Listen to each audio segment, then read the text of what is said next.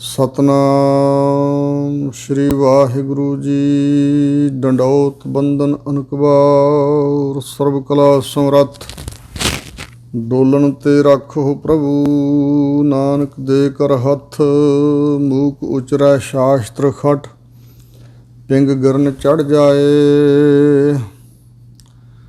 ਅੰਧ ਲਖੈ ਬਦਰੋ ਸੁਨੈ, ਜੋ ਕਾਲ ਕਿਰਪਾ ਕਰਾਏ। ਬੇਸ਼ੁਮਾਰ ਅਥਾਹ ਗਣਤ ਅਤੁਲੈ, ਜਿਉ ਬੁਲਾਵਹੁ ਤਿਉ ਨਾਨਕ ਦਾਸ ਬੋਲੈ।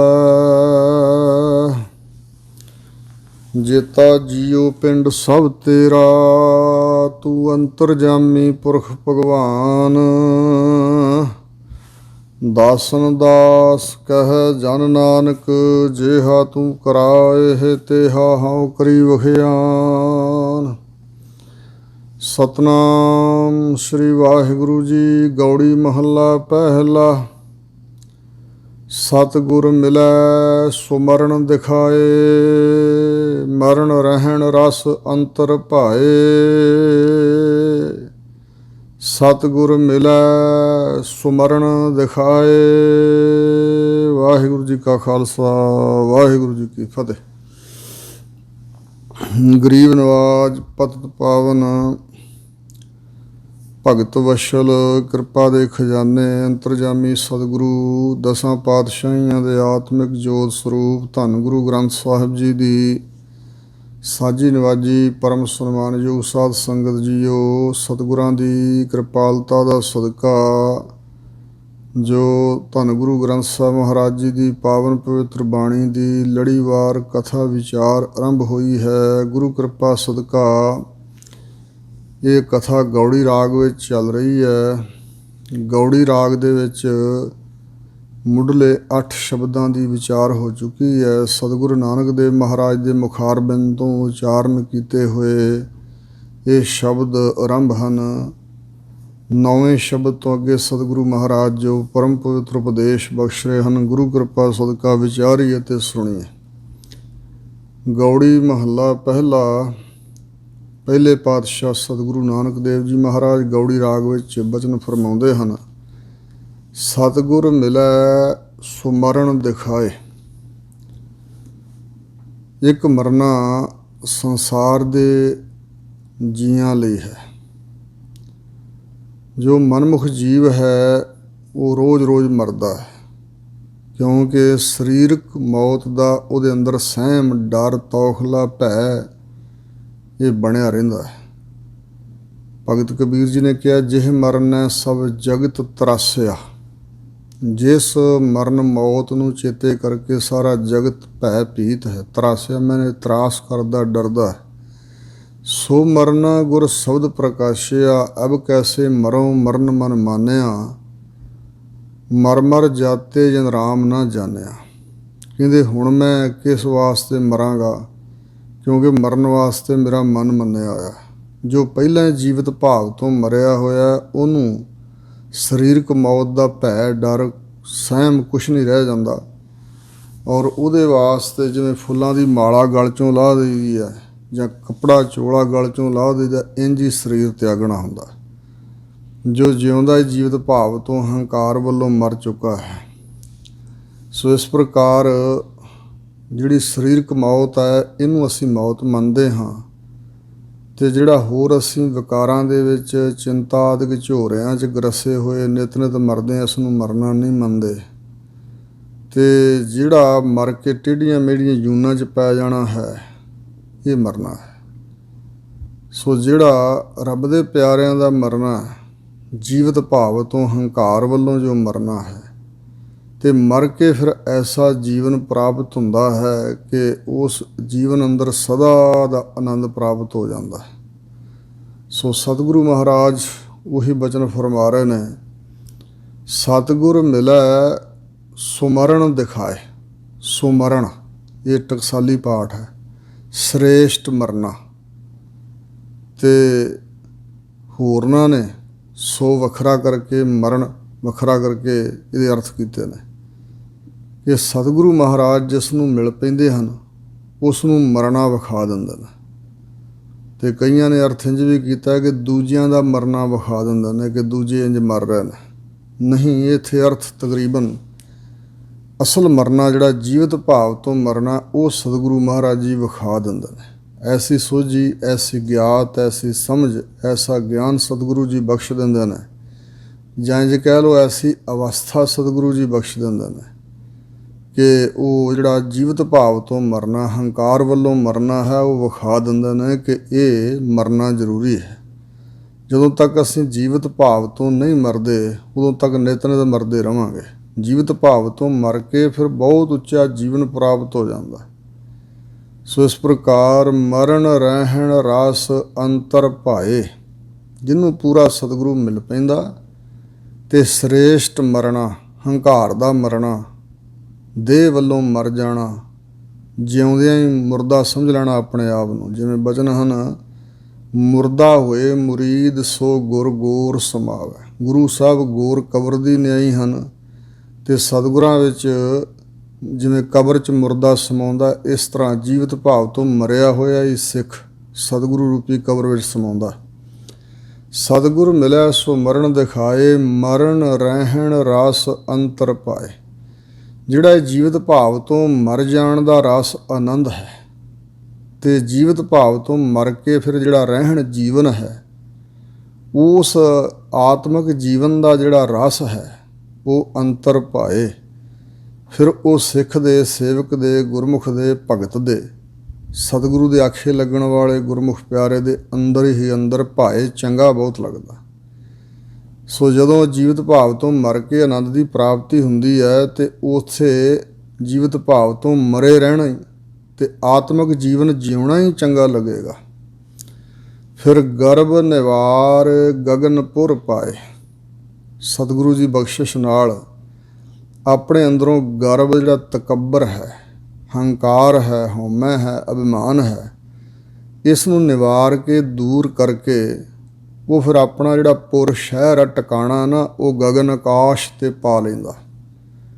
ਸੋ ਇਸ ਪ੍ਰਕਾਰ ਗਗਨਪੁਰ ਪਾਏ, ਉੱਚੀ ਤੋਂ ਉੱਚੀ ਆਤਮਿਕ ਅਵਸਥਾ ਦਸਮ ਦੁਆਰ ਰੂਪੀ ਗਗਨ ਆਕਾਸ਼ ਦੇ ਵਿੱਚ, ਦਸਮ ਦੁਆਰ ਰੂਪੀ ਗਗਨ ਦਾ ਮਤਲਬ ਹੈ ਆਕਾਸ਼, ਚਿਦਾਕਾਸ਼ ਵਿੱਚ ਉਹ ਆਸਣ ਲਾ ਲੈਂਦਾ।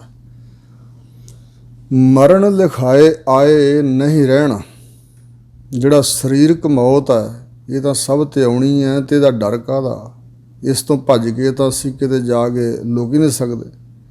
ਭਾਵੇਂ ਲੱਖ ਯਤਨ ਲੋਕ ਕਰਨ, ਜਿਹੜਾ ਸਰੀਰਕ ਮਰਨਾ ਹੈ ਇਹ ਤਾਂ ਮੁੱਕ ਨਹੀਂ ਸਕਦਾ, ਪਰੇ ਨਹੀਂ ਹੋ ਸਕਦਾ, ਇਹ ਤਾਂ ਆਏਗਾ ਆਏਗਾ।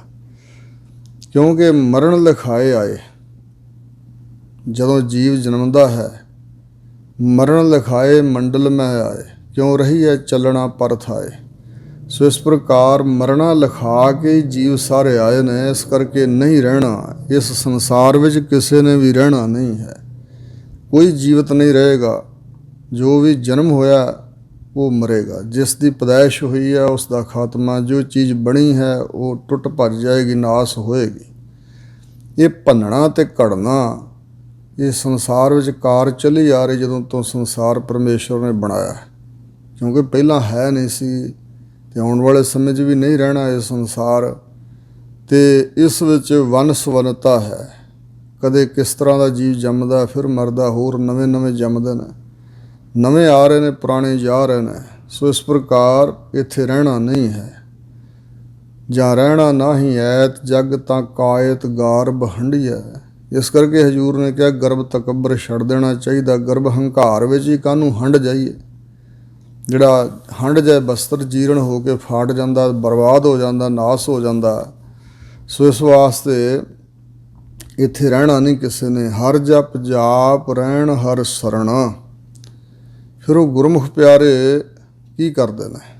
ਕਹਿੰਦੇ ਹਰੀ ਪਰਮੇਸ਼ਰ ਦੇ ਨਾਮ ਦਾ ਜਿਹੜਾ ਜਪਣ ਦਾ ਜਾਪ ਕਰਨਾ, ਹਰੀ ਦੇ ਨਾਮ ਜਪਣਾ, ਜਾਪ ਸੋ ਜਪਣਾ ਜਾਪ, ਹਰੀ ਜਾਪ ਦਾ ਜਪਣਾ, ਰਹਿਣ ਹਰ ਸ਼ਰਨ। ਇਸ ਤਰ੍ਹਾਂ ਹਰੀ ਪ੍ਰਮਾਤਮਾ ਦੀ ਸ਼ਰਨ ਵਿੱਚ ਹੀ ਰਹਿਣਾ ਹੈ। ਜੀਵਤ ਭਾਵ ਤੋਂ ਮਰ ਕੇ ਹਰੀ ਨਾਮ ਦਾ ਜਾਪ ਜਪਦੇ ਜਪਦੇ ਹਰੀ ਦੀ ਸ਼ਰਨ ਵਿੱਚ ਹਮੇਸ਼ਾ ਰਹਿਣਾ, ਇਹ ਗੁਰਮੁਖ ਪਿਆਰਿਆਂ ਨੂੰ ਪ੍ਰਾਪਤ ਹੁੰਦਾ ਹੈ। ਰਹਾਉ ਸਤਿਗੁਰ ਮਿਲੈ ਤਾਂ ਦੁਬਿਧਾ ਭਾਗੈ। ਪੂਰਾ ਸਤਿਗੁਰੂ ਜੋ ਮਿਲ ਪੈਂਦਾ ਹੈ, ਮਿਲਣਾ ਸਰੀਰਕ ਤੌਰ 'ਤੇ ਮਿਲਣਾ ਕੇਵਲ ਨਹੀਂ, ਕਿਉਂਕਿ ਮਿਲਿਆ ਨਾ ਮਿਲਿਆ ਮਿਲਿਆ ਜੇ ਹੋਏ। ਸਰੀਰਕ ਤੌਰ 'ਤੇ ਮਿਲਣ ਨਾਲ ਕੋਈ ਨਹੀਂ ਮਿਲਦਾ। ਹਜ਼ੂਰ ਕਹਿੰਦੇ ਮਿਲਿਆ ਨਾ ਮਿਲਿਆ ਜੇ ਹੋਏ। ਅੰਤਰ ਆਤਮੈ ਜੋ ਮਿਲਿਆ ਕਹੀਐ ਸੋਏ।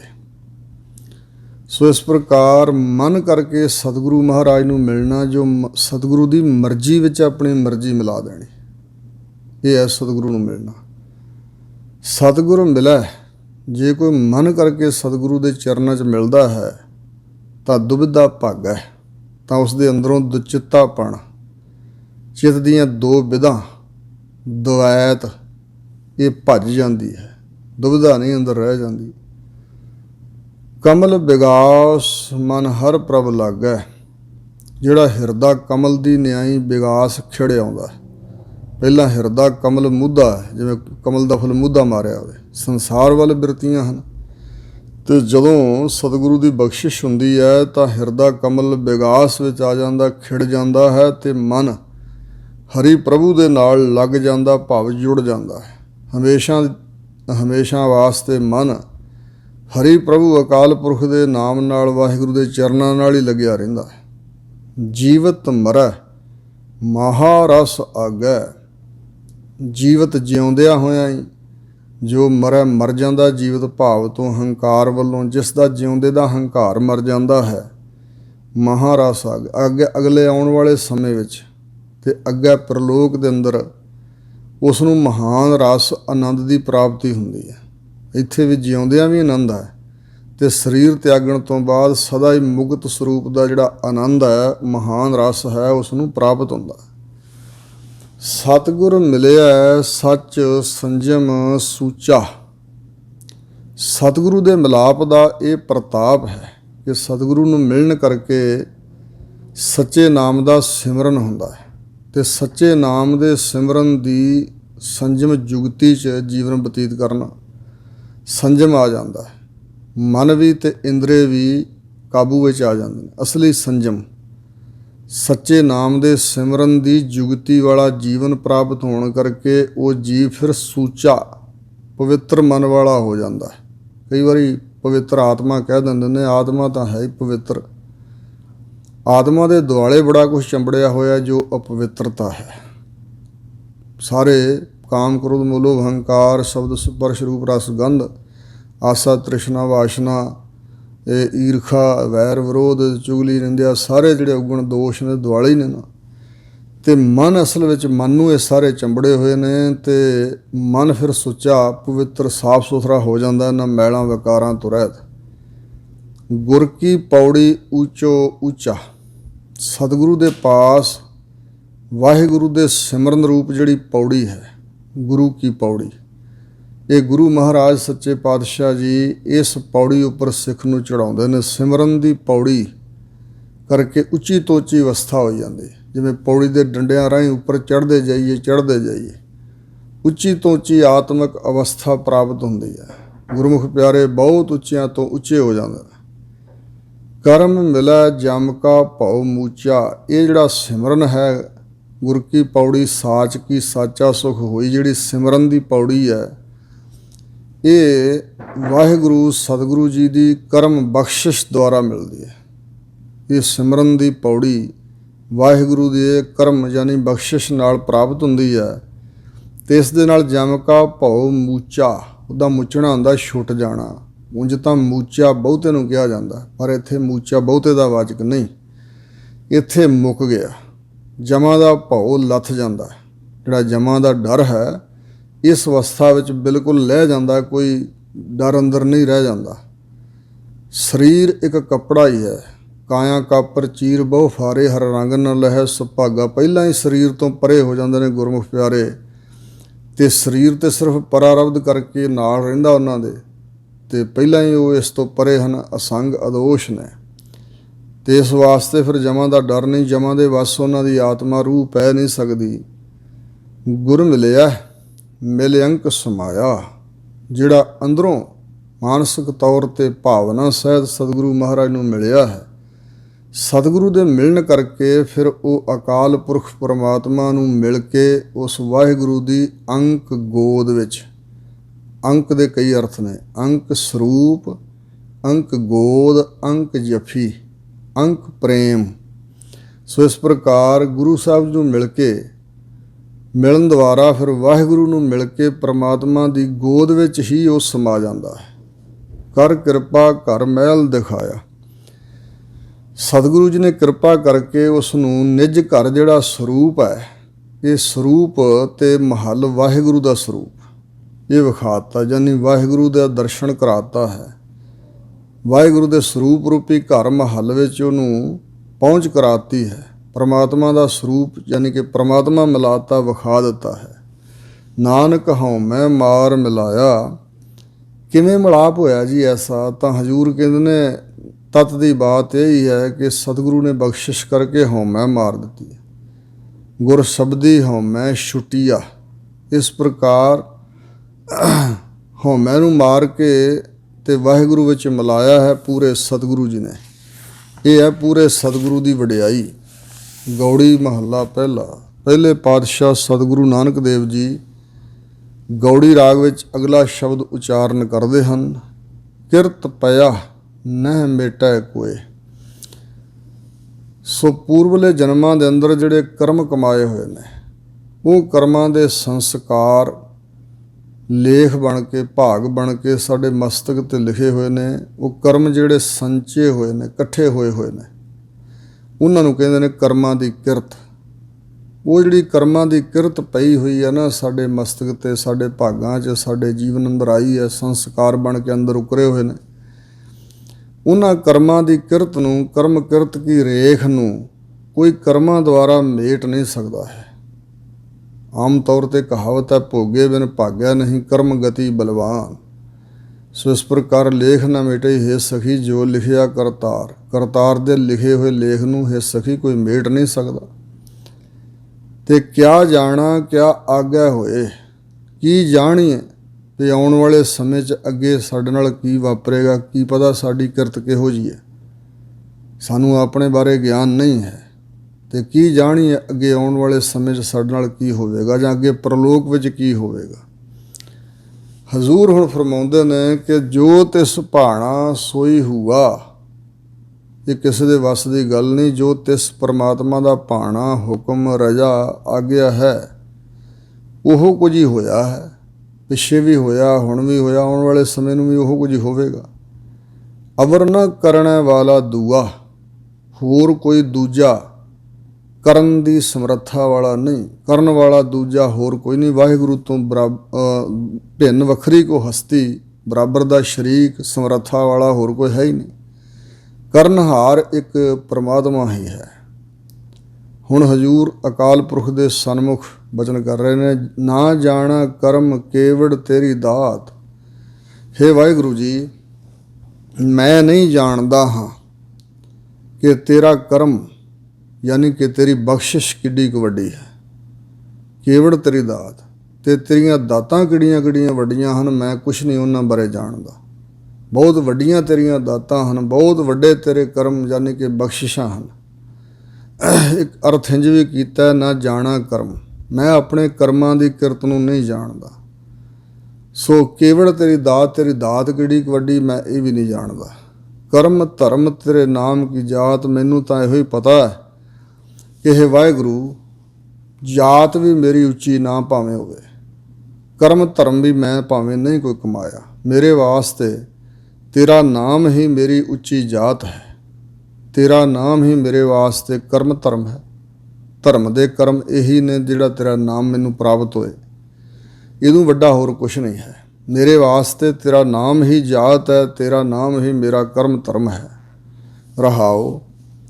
ਤੂੰ ਏਵਡ ਦਾਤਾ ਦੇਵਨਹਾਰ। ਤੂੰ ਏਡਾ ਵੱਡਾ ਮਹਾਨ ਦਾਤਾਂ ਦੇਣ ਵਾਲਾ ਦੇਵਨਹਾਰ ਦਾਤਾਰ ਹੈ। ਦੇਵਨਹਾਰ ਦਾਤਾਰ ਕਿਤ ਮੁਖ ਸਲਾਹੀ ਹੈ। ਜੀਵੜ ਆਪ ਤੇਵੜ ਤੇਰੀ ਦਾਤ। ਵਾਹਿਗੁਰੂ ਜਿੱਡਾ ਵੱਡਾ ਆਪ, ਉੱਡੀਆਂ ਵੱਡੀਆਂ ਵਾਹਿਗੁਰੂ ਦੀਆਂ ਦਾਤਾਂ ਹਨ। ਤੂੰ ਏਡਾ ਮਹਾਨ ਵੱਡਾ ਦਾਤਾ, ਸਾਰਿਆਂ ਨੂੰ ਦਾਨ ਦੇਣ ਵਾਲਾ, ਦਾਤਾਂ ਦੇਣ ਵਾਲਾ ਹੈ। ਤੋਟ ਨਾਹੀਂ ਤੁਧ ਭਗਤ ਭੰਡਾਰ। ਹੇ ਵਾਹਿਗੁਰੂ ਜੀ, ਭੰਡਾਰ ਭਰੇ ਭਗਤੀ ਹਰ ਤੇਰੇ, ਜਿਸ ਭਾਵੈ ਤਿਸ ਦੇਵਾਈ। ਮਹਾਰਾਜ ਜੀ, ਤੁਹਾਡੇ ਭਗਤੀ ਦੇ ਭੰਡਾਰਿਆਂ ਵਿੱਚ ਕਦੇ ਤੋਟ ਨਹੀਂ ਆਉਂਦੀ, ਘਾਟਾ ਨਹੀਂ ਪੈਂਦਾ। ਤੁਹਾਡੇ ਪਾਸ ਭਗਤੀ ਦੇ ਭੰਡਾਰੇ ਭਰੇ ਹੋਏ ਨੇ, ਮਤਲਬ ਕਿ ਸਾਨੂੰ ਆਪਣੇ ਭੰਡਾਰਿਆਂ ਵਿੱਚੋਂ ਆਪਣੀ ਭਗਤੀ ਬਖਸ਼। ਤੂੰ ਏਡਾ ਵੱਡਾ ਦਾਤਾਂ ਦੇਣ ਵਾਲਾ ਦਾਤਾਰ ਹੈ ਤੇ ਸਾਡੇ ਤੇ ਟੁੱਟ ਕੇ ਸਾਨੂੰ ਵੱਡੀ ਦਾਤ ਆਪਣੀ ਭਗਤੀ ਬਖਸ਼। ਕੀਆ ਗਰਬ ਨਾ ਆਵੈ ਰਾਸ। ਆਪਣੇ ਕਿਸੇ ਵੀ ਕੀਤੇ ਕਰਮ ਧਰਮ ਦਾ, ਕਿਸੇ ਆਚਰਣ ਦਾ ਜਿਹੜਾ ਗਰਬ ਕੀਤਾ ਮਨੁੱਖ ਨੇ, ਹੰਕਾਰ ਕੀਤਾ, ਉਹ ਇਸ ਜੀਵ ਨੂੰ ਲਾਭ ਪਹੁੰਚਾਉਣ ਵਾਲਾ ਨਹੀਂ, ਇਹਦੇ ਕੰਮ ਨਹੀਂ ਆਉਂਦਾ ਹੈ। ਨਾ ਆਵੈ ਰਾਸ, ਇਹਦੀ ਰਾਸ ਨਹੀਂ ਆਉਂਦਾ, ਇਹਦੇ ਵਾਸਤੇ ਮੁਆਫਕ ਨਹੀਂ ਹੈ, ਇਹਨੂੰ ਲਾਭ ਦੇਣ ਵਾਲਾ ਨਹੀਂ ਹੈ ਜਿਹੜਾ ਗਰਬ ਕੀਤਾ ਕਿਸੇ ਕਰਮ ਦਾ। ਜਿਵੇਂ ਬਚਨ ਹਨ, ਤੀਰਥ ਵਰਤ ਅਰਦਾਨ ਕਰ, ਮਨ ਮੈਂ ਧਰੈ ਗੁਮਾਨ, ਨਾਨਕ ਨੇਹ ਫਲ ਜਾਤ, ਤਿਹ ਜਿਉ ਕੁੰਚਰ ਸੁਨਾਨ। ਗਜ ਹਸਤੀ ਮਲ ਨਾ ਵਾਲੀਐ, ਸਿਰ ਭੀ ਫਿਰ ਪਾਵੈ ਛਾਰ। ਉਹ ਤਾਂ ਇੰਝ ਹੀ ਹੈ, ਹਾਥੀ ਨੂੰ ਭਾਵੇਂ ਜਿੰਨਾ ਮਰਜ਼ੀ ਮਲਮਲ ਸਾਬਣਾ ਸ਼ੈਂਪੂਆਂ ਨਾਲ ਨਵਾ ਦਈਏ, ਫਿਰ ਵੀ ਉਹ ਆਪਣੇ ਉੱਪਰ ਸੁਆਹ ਮਿੱਟੀ ਸੁੱਟਦਾ। ਇਸੇ ਤਰ੍ਹਾਂ ਹੀ ਮਨੁੱਖੀ ਮਨ ਦੀ ਹਾਲਤ ਹੈ। ਇਹ ਜੇ ਕੋਈ ਦਾਨ ਪੁੰਨ ਚੰਗਾ ਕਰਮ ਕਰਦਾ ਤੇ ਨਾਲ ਹੀ ਬਫਾਉਂਦਾ, ਹੰਕਾਰ ਬੜਾ ਕਰਦਾ, ਉਹ ਕੀਤਾ ਕਰਮ ਜਿਹੜਾ ਨਾ ਉਹ ਸਾਰਾ ਵਿਅਰਥ ਚਲਾ ਜਾਂਦਾ। ਹੰਕਾਰ ਵਾਹਿਗੁਰੂ ਨੂੰ ਬਿਲਕੁਲ ਹੀ ਪਸੰਦ ਨਹੀਂ। ਹਰ ਜੀਓ ਅਹੰਕਾਰ ਨਾ ਭਾਵਈ, ਵੇਦ ਕੂਕ ਸੁਣਾਵਹਿ, ਅਹੰਕਾਰ ਮੋਏ ਸੇ ਵਿਗਤੀ ਗਏ, ਮਰ ਜਨਮਹਿ ਫਿਰ ਆਵੈ। ਜੀਓ ਪਿੰਡ ਸਭ ਤੇਰਾ ਪਾਸ, ਸੱਚੇ ਪਾਤਸ਼ਾਹ ਅਸੀਂ ਕਾਹਦਾ ਗਰਬ ਕਰੀਏ, ਤੈਨੂੰ ਪਸੰਦ ਹੀ ਨਹੀਂ ਗਰਬ। ਜੇ ਤੂੰ ਕੋਈ ਕਰਮ ਸਾਥੋਂ ਕਰਾਇਆ ਤੇ ਤੇਰੀ ਸਮਰੱਥਾ ਕਰਕੇ ਕੀਤਾ ਨਾ। ਜੇ ਤੂੰ ਜੋਤ ਹੀ ਆਪਣੀ ਨਾ ਵਿੱਚ ਰੱਖ ਦੋ, ਸਾਨੂੰ ਪੈਦਾ ਹੀ ਨਾ ਕਰ ਦੋ, ਅਸੀਂ ਕੀ ਕਰ ਸਕਦੇ ਸੀ। ਹੁਣ ਵੀ ਜੇ ਤੂੰ ਆਪਣੀ ਕਲਾ ਖਿੱਚ ਲੈ, ਸਾਡੀ ਬੁੱਧੀ ਨਾ ਰਹਿਣ ਦੇ, ਆਪਣੀ ਜੋਤ ਖਿੱਚ ਲੈ, ਤੇ ਅਸੀਂ ਕੁਛ ਕਰ ਸਕਾਂਗੇ? ਕੁਛ ਵੀ ਨਹੀਂ ਕਰ ਸਕਦੇ। ਸੋ ਇਸ ਵਾਸਤੇ ਜੀਓ ਪਿੰਡ, ਮੇਰਾ ਜੀਓ ਜਿੰਦ ਤੇ ਮੇਰਾ ਪਿੰਡ ਸਰੀਰ ਤੇਰੇ ਅਖਤਿਆਰ ਵਿੱਚ ਹੈ, ਤੇਰੇ ਪਾਸ, ਭਾਵ ਤੇਰੇ ਕੋਲ ਹੀ ਹੈ ਸਾਰਾ ਕੁਝ, ਤੇਰੀ ਮੁੱਠੀ ਵਿੱਚ ਹੈ। ਅਸੀਂ ਫਿਰ ਕਾਹਦਾ ਗਰਵ ਕਰੀਏ? ਤੂੰ ਮਾਰ ਜੀਵਾਲਾ ਹੈ ਬਖਸ਼ ਮਿਲਾਏ। ਤੂੰ ਹੀ ਜੀਆਂ ਨੂੰ ਮਾਰਨ ਵਾਲਾ ਤੇ ਤੂੰ ਹੀ ਜੀਵਾਲਣ ਵਾਲਾ, ਜਿਉਂਦੇ ਰੱਖਣ ਵਾਲਾ। ਸੋ ਇਸੇ ਪ੍ਰਕਾਰ ਤੂੰ ਮਾਰ ਕੇ ਜੀਵਤ ਭਾਵ ਤੋਂ ਆਪਣੇ ਪਿਆਰਿਆਂ ਨੂੰ ਹੰਕਾਰ ਵੱਲੋਂ ਮਾਰ ਕੇ ਤੇ ਐਸਾ ਜੀਵਨ ਦਾਨ ਦੇਣ ਵਾਲਾ, ਆਤਮਿਕ ਜੀਵਨ ਬਖਸ਼ਣ ਵਾਲਾ ਹੈ। ਅਗਿਆਨ ਸੋ ਇਸ ਪ੍ਰਕਾਰ ਮਾਰ ਦੇਣਾ ਹੰਕਾਰ ਵੱਲੋਂ ਤੇ ਜੀਂਦਾ ਕਰ ਦੇਣਾ ਭਗਤੀ ਵਾਲੇ ਪਾਸੇ। ਬਖਸ਼ ਮਿਲਾਏ ਤੇ ਸੱਚੇ ਪਾਤਸ਼ਾਹ ਸਾਰੇ ਔਗਣ ਖਤੇ ਗੁਨਾਹ, ਐਬ ਪਾਪ ਦੋਸ਼ ਬਖਸ਼ ਕੇ ਤੂੰ ਹੀ ਮਿਲਾਉਣ ਵਾਲਾ ਸੱਚੇ ਪਾਤਸ਼ਾਹ ਆਪਣੇ ਆਪ ਨਾਲ। ਜੀਆਂ ਦੇ ਆਪਣੇ ਵਸ ਨਹੀਂ ਤੇਰੇ ਤਾਈਂ ਮਿਲਣਾ। ਇੱਕ ਨਿੱਕਾ ਜਿਹਾ ਰੇਤ ਦਾ ਜ਼ਰਰਾ ਕਣਕਾ ਕੀ ਪਾਇਆ ਰੱਖਦਾ ਕਿ ਪਹਾੜ ਨੂੰ ਪ੍ਰਾਪਤ ਕਰ ਲੈ। ਤੁਹਾਡੀ ਬਖਸ਼ਿਸ਼ ਨਾਲ ਹੀ ਤੁਹਾਨੂੰ ਮਿਲਿਆ ਜਾ ਸਕਦਾ ਹੈ। ਜਿਉ ਭਾਵੀ ਤਿਉ ਨਾਮ ਜਪਾਏ। ਜਿਵੇਂ ਤੁਹਾਨੂੰ ਭਾਉਂਦਾ ਸੱਚੇ ਪਾਤਸ਼ਾਹ, ਉਸੇ ਤਰ੍ਹਾਂ ਹੀ ਸਾਨੂੰ ਰੱਖੋ, ਪਰ ਆਪਣਾ ਨਾਮ ਜ਼ਰੂਰ ਜਪਾਓ। ਆਪਣਾ ਨਾਮ ਜਪਾਓ ਤੇ ਨਾਮ ਜਪਾਉਂਦਿਆਂ ਹੋਇਆਂ ਜਿਵੇਂ ਤੁਹਾਨੂੰ ਭਾਉਂਦਾ ਉਸ ਹਾਲਤ ਵਿੱਚ ਹੀ ਤੁਸੀਂ ਰੱਖੋ। ਤੂੰ ਦਾਨਾ ਬੀਨਾ ਸਾਚਾ ਸਿਰ ਮੇਰਾ। ਹੇ ਵਾਹਿਗੁਰੂ, ਤੁਸੀਂ ਮਹਾਰਾਜ ਦਾਨਾ ਜਾਣਕਾਰ ਹੋ ਤੇ ਏਡੇ ਵੱਡੇ ਜਾਣਕਾਰ ਹੋ, ਜਿੰਨੀ ਸ੍ਰਿਸ਼ਟੀ ਰਚੀ ਹੈ ਸਾਰਿਆਂ ਦੇ ਹਿਰਦਿਆਂ ਦੀਆਂ ਗੁਪਤ ਗੱਲਾਂ ਨੂੰ ਤੁਸੀਂ ਜਾਣਦੇ ਹੋ। ਅੰਤਰਜਾਮੀ ਏਡੇ ਵੱਡੇ ਆ, ਤੁਹਾਡੇ ਜਿੱਡਾ ਵੱਡਾ ਜਾਣਕਾਰ ਕੋਈ ਹੈ ਹੀ ਨਹੀਂ। ਤੂੰ ਦਾਨਾ ਬੀਨਾ ਦ੍ਰਿਸ਼ਟਾ ਰੂਪ ਹੋ ਗਏ। ਮਹਾਰਾਜ ਤੁਹਾਡੇ ਨੇਤਰ ਬੜੇ ਵਿਸ਼ਾਲ ਨੇ, ਤੁਹਾਡੀਆਂ ਅੱਖਾਂ ਬਹੁਤ ਵੱਡੀਆਂ। ਉਹਨਾਂ ਅੱਖਾਂ ਦੇ ਨਾਲ ਸਾਰੀ ਸ੍ਰਿਸ਼ਟੀ ਨੂੰ ਤੁਸੀਂ ਵੇਖਦੇ ਪਏ ਹੋ। ਜੋ ਕਰਮ ਜੀਵ ਕਮਾਉਂਦੇ ਨੇ ਸਭ ਤੁਹਾਡੀ ਨਜ਼ਰ ਥੱਲੇ ਨੇ। ਤੇ ਸੱਚ ਸਰੂਪ ਉਹ ਸੱਚੇ ਪਾਤਸ਼ਾਹ ਸਿਰ ਮੇਰਾ, ਮੇਰੇ ਸਿਰ ਤੇ ਮੇਰੇ ਰਖਵਾਲੇ ਤੁਸੀਂ ਹੋ, ਮੇਰੇ ਸਿਰ ਦੇ ਸਾਈਂ ਹੋ ਸੱਚੇ ਪਾਤਸ਼ਾਹ। ਗੁਰਮਤਿ ਦੇ ਭਰੋਸਾ ਤੇਰਾ। ਤੂੰ ਸਾਨੂੰ ਗੁਰਮਤਿ ਦੀ ਦਾਤ ਬਖਸ਼ ਤੇ ਇਸ ਗੁਰਮਤਿ ਦੇ ਅਨੁਸਾਰ ਫਿਰ ਤੇਰੇ ਭਰੋਸੇ ਦੇ ਅੰਦਰ ਅਸੀਂ ਰਹੀਏ। ਸਾਨੂੰ ਤੇਰਾ ਭਰੋਸਾ ਬਣਿਆ ਰਹੇ ਸੱਚੇ ਪਾਤਸ਼ਾਹ। ਤਨ ਮਹਿ ਮੈਲ ਨਾਹੀਂ ਮਨ ਰਾਤਾ। ਇੱਥੇ ਵਿਸ਼ਰਾਮ ਗਲਤ ਨਾ ਲਾਉਣਾ। ਤਨ ਮਹਿ ਮੈਲ ਨਾਹੀਂ ਮਨ ਰਾਤਾ। ਅਰਥ ਵਾਸਤੇ ਤਾਂ ਹੋ ਸਕਦਾ ਵੀ ਜਿਹਦਾ ਮਨ ਨਹੀਂ ਰੰਗਿਆ ਹੋਇਆ ਉਹਦੇ ਤਨ ਵਿੱਚ ਮੈਲ ਹੈ, ਪਰ ਇਹ ਪਾਠ ਇੰਝ ਹੈ, ਤਨ ਮਹਿ ਮੈਲ ਨਾਹੀ ਮਨ ਰਤਾ। ਜਿਸ ਦਾ ਮਨ ਵਾਹਿਗੁਰੂ ਦੇ ਪ੍ਰੇਮ ਰੰਗ ਵਿੱਚ ਰੰਗਿਆ ਗਿਆ ਨਾ, ਉਹਦੇ ਤਨ ਵਿੱਚ ਵੀ ਮੈਲ ਨਹੀਂ ਰਹਿੰਦੀ।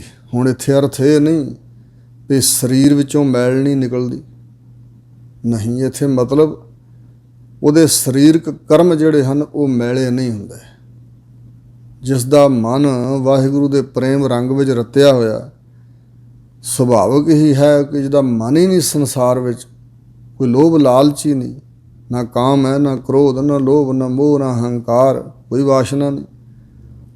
ਅਤੇ ਉਹਦੇ ਇੰਦਰੀਆਂ ਵਿੱਚ ਵੀ ਬਗਾਨਾ ਰੂਪ ਤੱਕਣ ਦੀ ਲਾਲਸਾ ਅੱਖਾਂ ਨੂੰ ਹੈ ਨਹੀਂ, ਕੰਨਾਂ ਨਾਲ ਨਿੰਦਿਆ ਚੁਗਲੀ ਸੁਣਨ ਦੀ ਕੋਈ ਗੱਲਬਾਤ ਨਹੀਂ, ਮੂੰਹ ਤੋਂ ਝੂਠ ਬੋਲਣਾ, ਸੰਸਾਰੀ ਗੱਲਾਂ ਵੀ ਨਹੀਂ ਉਹ ਕਰੇਗਾ, ਅਤੇ ਨਾ ਹੱਥਾਂ ਨਾਲ ਖੋਟੇ ਕਰਮ ਕਰੇਗਾ।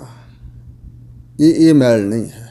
ਤਨ ਮਹਿ ਮੈਲ ਨਾਹੀ ਮਨ ਰਤਾ, ਕਿਉਂਕਿ ਮਨ ਰੰਗਿਆ ਹੋਇਆ, ਇਸ ਵਾਸਤੇ ਤਨ ਮਾਤਰ ਜਿਹੜੇ ਇੰਦਰੇ ਹਨ ਅਤੇ ਸਰੀਰਕ ਕਰਮ ਹਨ ਉਹਨਾਂ 'ਚ ਮੈਲ ਹੈ ਨਹੀਂ। ਕਿਉਂ ਜੀ? ਗੁਰ ਬਚਨੀ ਸੱਚ ਸ਼ਬਦ ਪਛਾਤਾ। ਗੁਰੂ ਦੇ ਬਚਨਾਂ ਨੂੰ ਵਿਚਾਰ ਕੇ ਸੁਣ ਕੇ ਅੰਦਰ ਵਸਾਇਆ ਹੈ। ਗੁਰੂ ਦੇ ਬਚਨਾਂ ਦੁਆਰਾ ਸੱਚ ਸਰੂਪ ਪਰਮੇਸ਼ਰ ਦੇ ਸੱਚੇ ਨਾਮ ਵਿੱਚ ਉਹ ਜੁੜਿਆ ਰਹਿੰਦਾ, ਅਤੇ ਸ਼ਬਦ ਗੁਰਾਂ ਦੀ ਬਾਣੀ ਦੁਆਰਾ ਬ੍ਰਹਮ ਪਰਮਾਤਮਾ ਅਕਾਲ ਪੁਰਖ ਨੂੰ, ਸੱਚ ਸਰੂਪ ਨੂੰ ਉਹਨੇ ਪਛਾਣ ਲਿਆ ਹੋਇਆ। ਤੇਰਾ ਤਾਣ ਨਾਮ ਕੀ ਵਡਿਆਈ। ਹੇ ਵਾਹਿਗੁਰੂ, ਮੈਨੂੰ ਹੋਰ ਕੋਈ ਤਾਣ, ਬਲ, ਆਸਰਾ, ਸਹਾਰਾ ਨਹੀਂ ਹੈ। ਮੈਨੂੰ ਤੇਰਾ ਹੀ ਤਾਣ ਹੈ, ਅਤੇ ਤੇਰੇ ਨਾਮ ਦੀ ਪ੍ਰਾਪਤੀ ਹੀ ਮੇਰੇ ਵਾਸਤੇ ਵੱਡੀ ਵਡਿਆਈ ਹੈ। ਨਾਮ ਹੀ ਵੱਡੀ ਸੋਭਾ ਹੈ, ਇੱਜ਼ਤ ਹੈ, ਔਰ ਤੇਰਾ ਹੀ ਮੈਨੂੰ ਤਾਣ, ਬਲ, ਜੋਰ, ਸਹਾਰਾ, ਆਸਰਾ ਹੈ। ਨਾਨਕ ਰਹਿਣਾ ਭਗਤ ਸਰਣਾਈ। ਇਸ ਪ੍ਰਕਾਰ ਉਹ ਗੁਰਮੁਖ ਪਿਆਰਾ ਜਿਹੜਾ ਇਸ ਅਵਸਥਾ 'ਚ ਪਹੁੰਚਿਆ ਹੋਇਆ, ਉਹ ਹਮੇਸ਼ਾ ਵਾਹਿਗੁਰੂ ਦੀ ਭਗਤੀ ਕਰਦਾ ਹੈ ਅਤੇ ਹਮੇਸ਼ਾ ਹੀ ਕਰਤਾਰ ਅਕਾਲ ਪੁਰਖ ਦੀ ਸ਼ਰਨ ਵਿੱਚ ਪੈ ਕੇ ਰਹਿੰਦਾ ਹੈ। ਉਹਦਾ ਰਹਿਣਾ, ਉਹਦਾ ਵਸਣਾ, ਜੀਵਨ ਬਤੀਤ ਕਰਨਾ ਵਾਹਿਗੁਰੂ ਦੀ ਸ਼ਰਨ ਵਿੱਚ ਹੈ ਅਤੇ ਪਰਮਾਤਮਾ ਦੀ ਭਗਤੀ ਵਿੱਚ ਲੀਨ ਰਹਿੰਦਾ ਹੈ। ਗੌੜੀ ਮਹੱਲਾ ਪਹਿਲਾ। ਅਗਲਾ ਸ਼ਬਦ ਸਤਿਗੁਰੂ ਜੀ ਉਚਾਰਨ ਕਰਦੇ ਹਨ। ਪਹਿਲੇ ਪਾਤਸ਼ਾਹ ਸਤਿਗੁਰੂ ਨਾਨਕ ਦੇਵ ਜੀ, ਜਿਨ ਅਕਥ ਕਹਾਇਆ ਅਪਿਓ ਪੀ ਆਇਆ। ਜਿਸ ਗੁਰਮੁਖ ਪਿਆਰੇ ਨੇ ਅਕਥ, ਜੋ ਪੂਰਨ ਤੌਰ 'ਤੇ ਕਥਿਆ ਨਹੀਂ ਜਾ ਸਕਦਾ, ਜਿਸ ਦਾ ਪੂਰਨ ਤੌਰ 'ਤੇ ਬਿਆਨ ਨਹੀਂ ਹੋ ਸਕਦਾ, ਉਸ ਅਕਥਨੀਏ ਪਰਮਾਤਮਾ ਨੂੰ ਜਿਹਨੇ ਆਪ ਕਥਨ ਕੀਤਾ ਹੈ, ਪਰਮਾਤਮਾ ਦੀ ਵਡਿਆਈ ਕੀਤੀ ਹੈ, ਮੁਖ ਤੋਂ ਬੋਲਦਾ ਰਹਿੰਦਾ, ਅਤੇ ਹੋਰਨਾਂ ਤੋਂ ਅਕਥ ਪਰਮਾਤਮਾ ਨੂੰ ਕਥਾਇਆ ਹੈ। ਹੋਰਨਾਂ ਕੋਲੋਂ ਵੀ ਰੱਬ ਦਾ ਨਾਮ ਜਪਾਇਆ, ਆਪ ਵੀ ਜਪਿਆ ਹੈ ਅਤੇ ਹੋਰਨਾਂ ਤੋਂ ਵੀ ਜਪਾਇਆ। ਅਪਿਓ ਪੀ ਆਇਆ, ਉਹਨੇ ਅਪਿਓ ਨਾਮ ਅੰਮ੍ਰਿਤ, ਅਪਿਓ ਦਾ ਅਰਥ ਹੈ ਅੰਮ੍ਰਿਤ।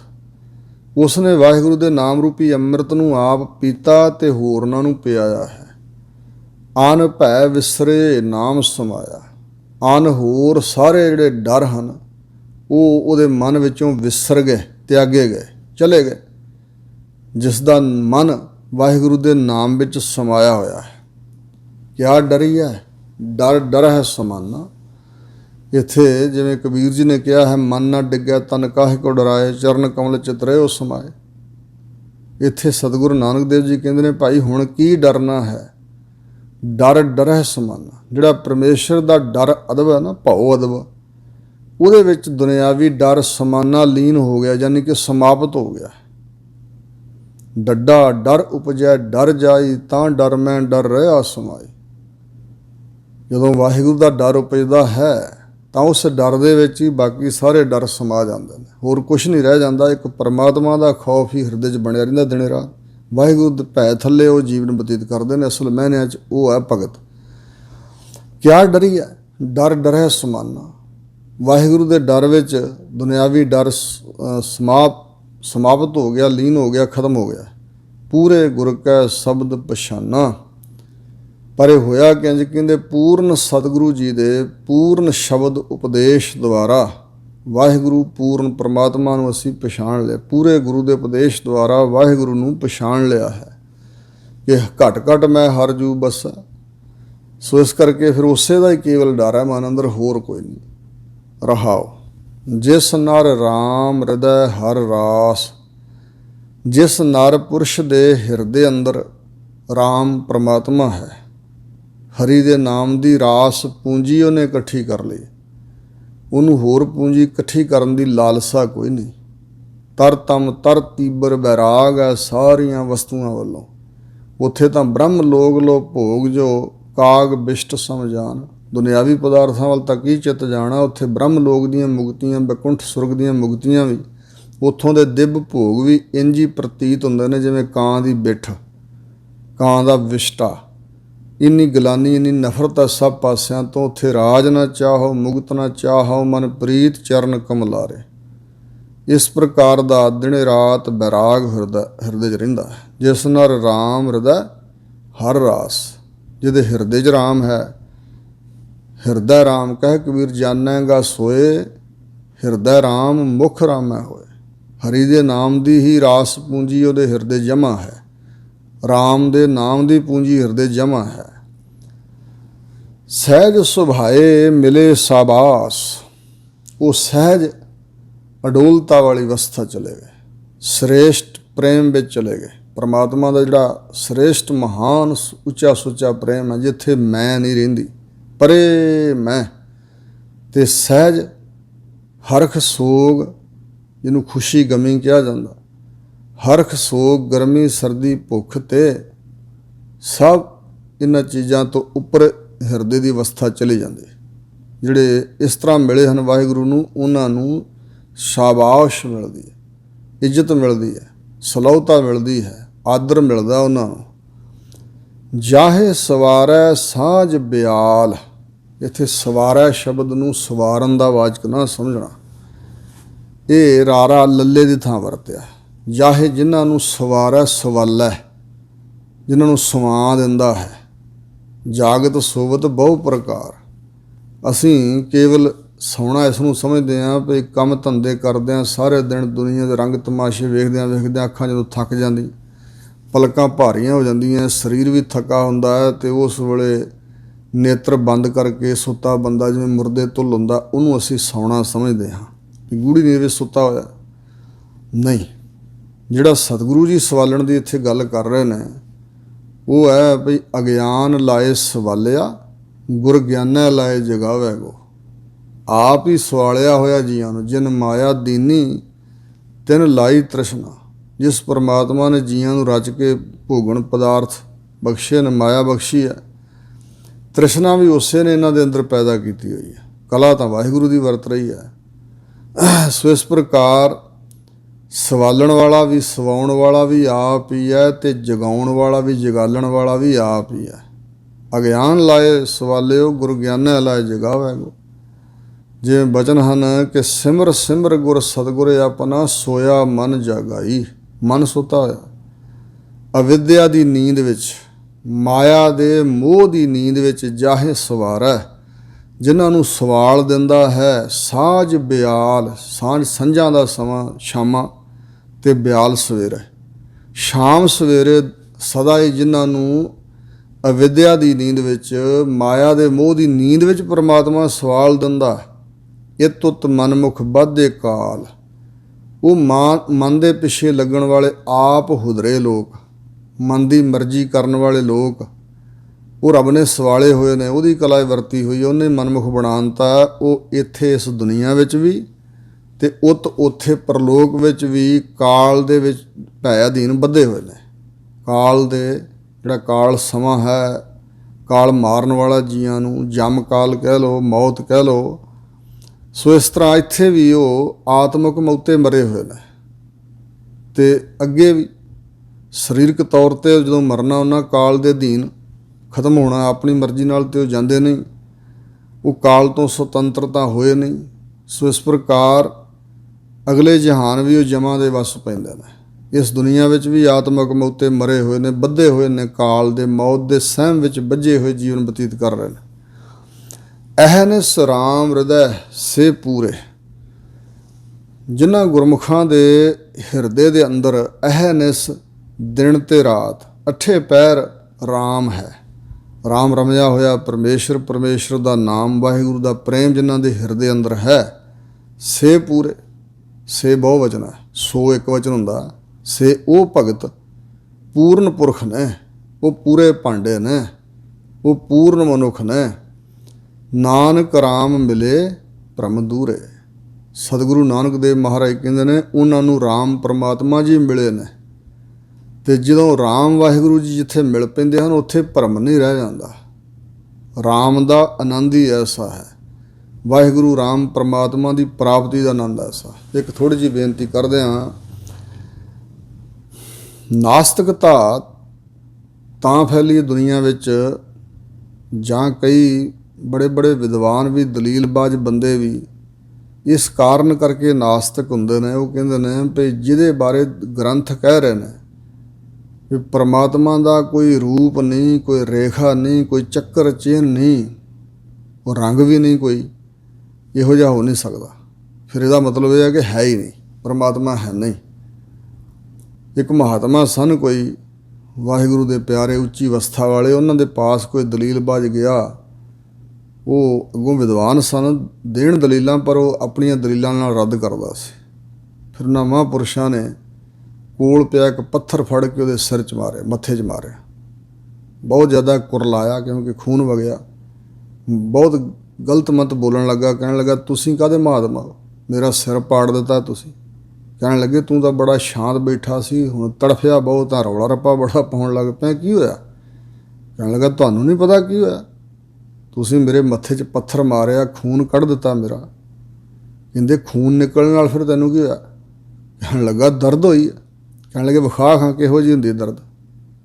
ਦਰਦ ਦਾ ਕੋਈ ਰੂਪ ਰੇਖ ਆਕਾਰ ਵਿਖਾ, ਕੋਈ ਉਹਦਾ ਸਰੂਪ ਵਿਖਾ ਲੈਣਾ, ਦਰਦ ਕਿਹੋ ਜਿਹੀ ਹੈ, ਦੁੱਖ ਕਿਹੋ ਜਿਹਾ, ਪੀੜਾ ਕਿਹੋ ਜਿਹੀ ਹੈ।